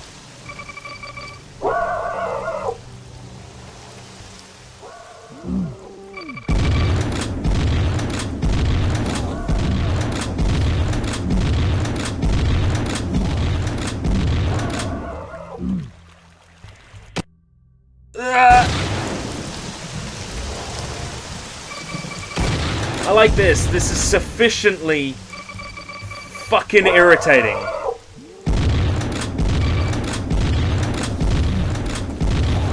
It's actually a Doom WOD that I just can't completely breeze through. I appreciate that. For real, a lot of Doom mods are just kind of boring to me because they're too easy on the normal difficulty. This actually has some tight gunfights in it. I feel like I'm in trouble a lot of the time. It's fantastic. Like, I'm forced into fight and flight.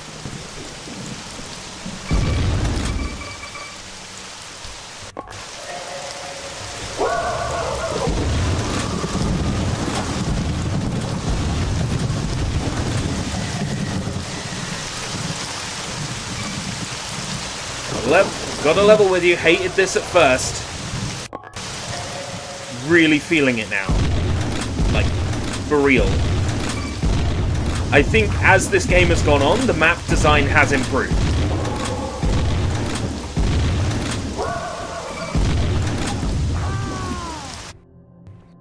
There's still a lot of this that sort of geographically makes no sense, but understanding that it's set in hell, you kind of appreciate that to a certain degree a lot of it shouldn't make sense. But at the same time, like, Minecraft has its own version of hell. The Nether, right? And that still has, like, castles that look like castles. Still has structures that look like structures. And I like that this place's underground, like, hell buildings look like real buildings. It sells the illusion that, no, don't put your collectible item somewhere where the player can't get. Don't do that. That's bad level design. Remove that one.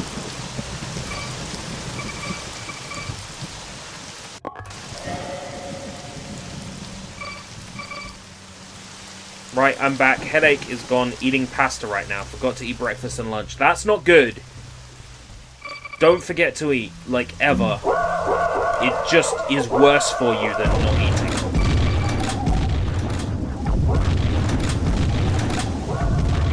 I mean, not eating is worse for you than eating a lot.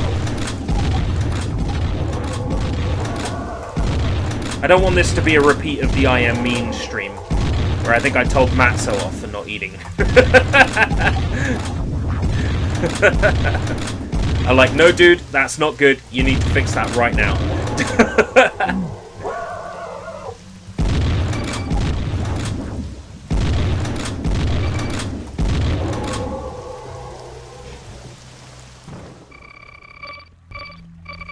That was funny, getting all protective. So I'm like, nope, you can do better than that. Look after yourself.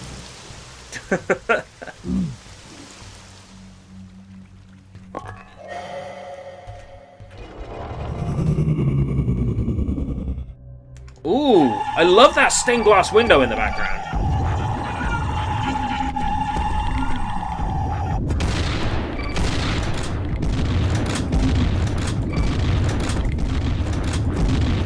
Look, a line full of ammo and health does not a good map make, alright?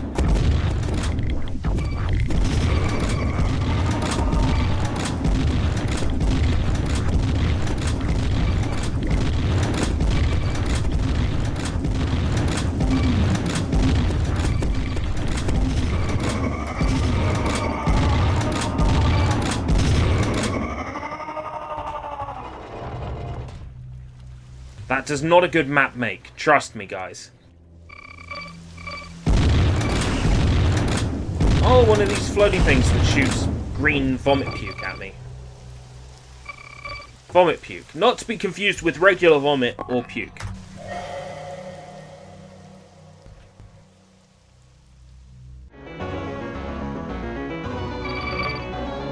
I got 100% of kills, but I heard an enemy yell at me as I walked near the exit.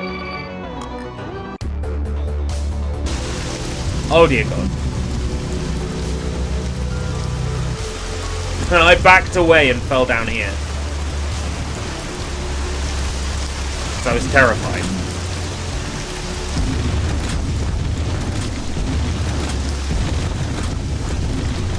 can use this to my advantage. Because his projectiles are too big to hit me.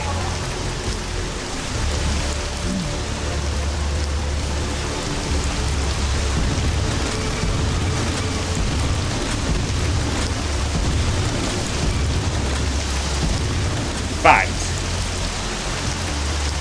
I got this. I got this by the ass!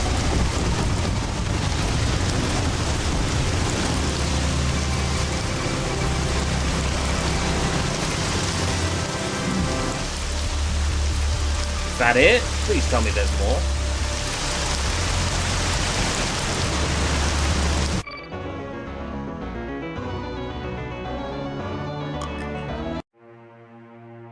Old God's Rest.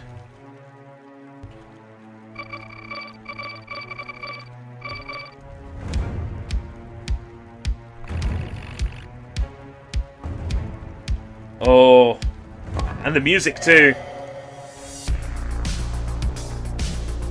Oh, listen to them drums.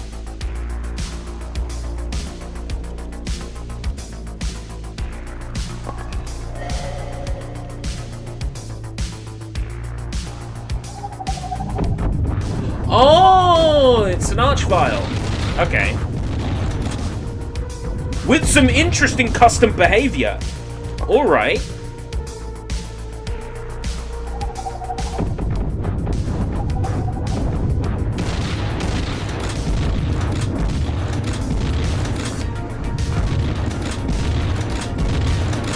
That's what I'm talking about. Yeah, bullet helmet. Archvile with custom enemy behavior. Yes. Make me terrified. Make me scared again.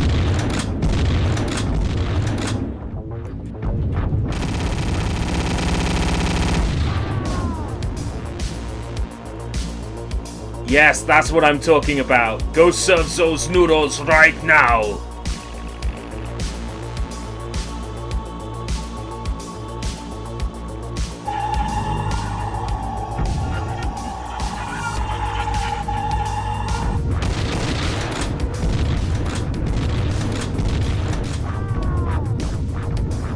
Felt the might of the old king. I genuinely feel like I'm going up against God right now. Can I stunlock God? That's the question. Can you stunlock God?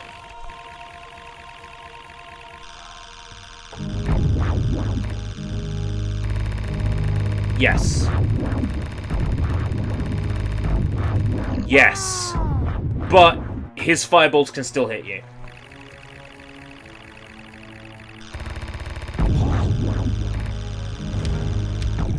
You can stunlock him, but his fireballs can still hit you. Okay.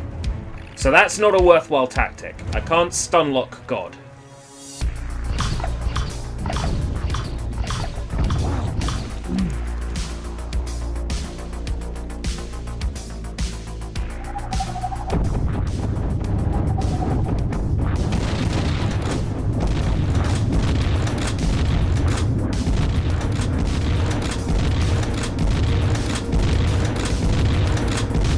Keeping my distance with this guy might be the best course of action.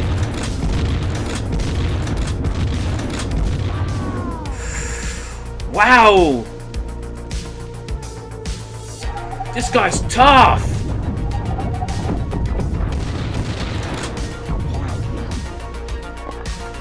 No, I died. That was foolish.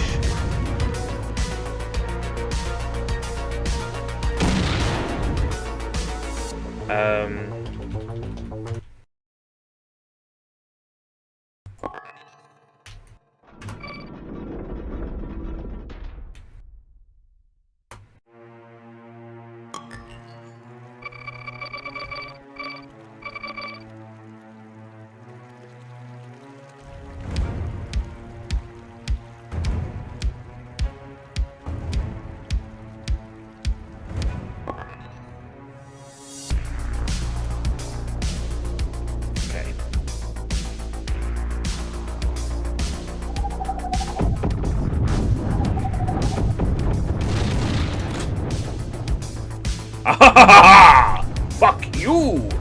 Right. Okay.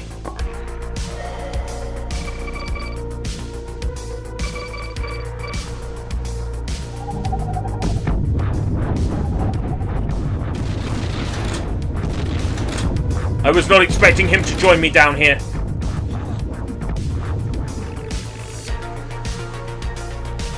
Joke's on you now, loser.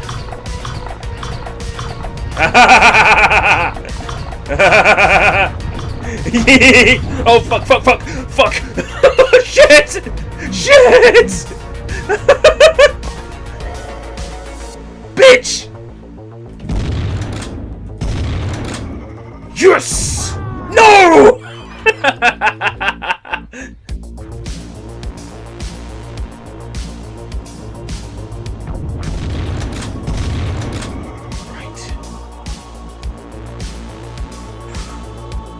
Right. Woohoo! Yeah! This is happening!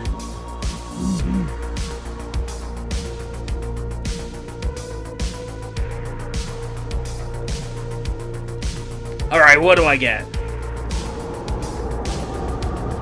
To sit on my throne as the Prince of Bel-Air.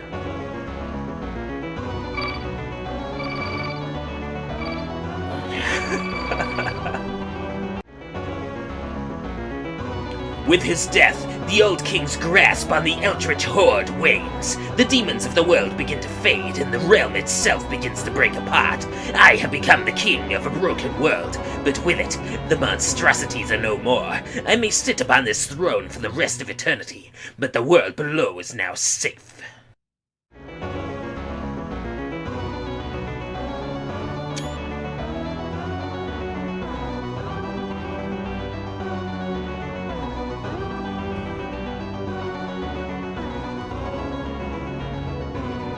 I feel like a god!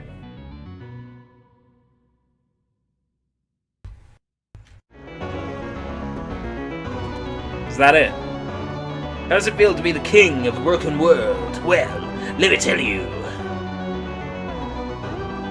Guess when it says, for an eternity.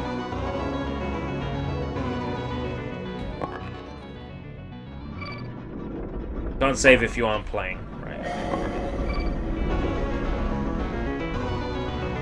I am not going to read that because, you know, I might summon Cthulhu.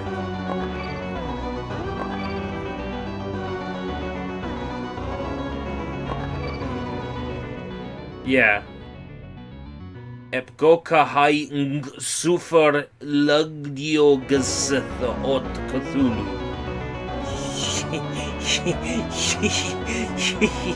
Let's hope I didn't pronounce that properly.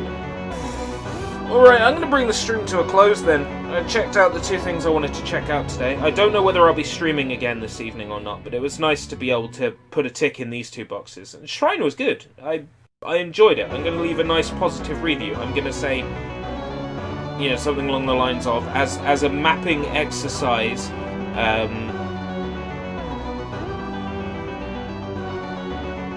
how I would word it really. I definitely need to leave a review, so I'll find a nice way to put it. And it's bubbled up my creative juices on like an anime bullet hell themed Doom mod. Like, I got some ideas now. I need to look into how to achieve them. Get ready for possibly Doom modding streams. Who knows? Anyway, until next time, thank you very much, Sushi, for dropping the Eat Well command. Until next time, eat well, sleep well, and shit well. Take care. I can't stop.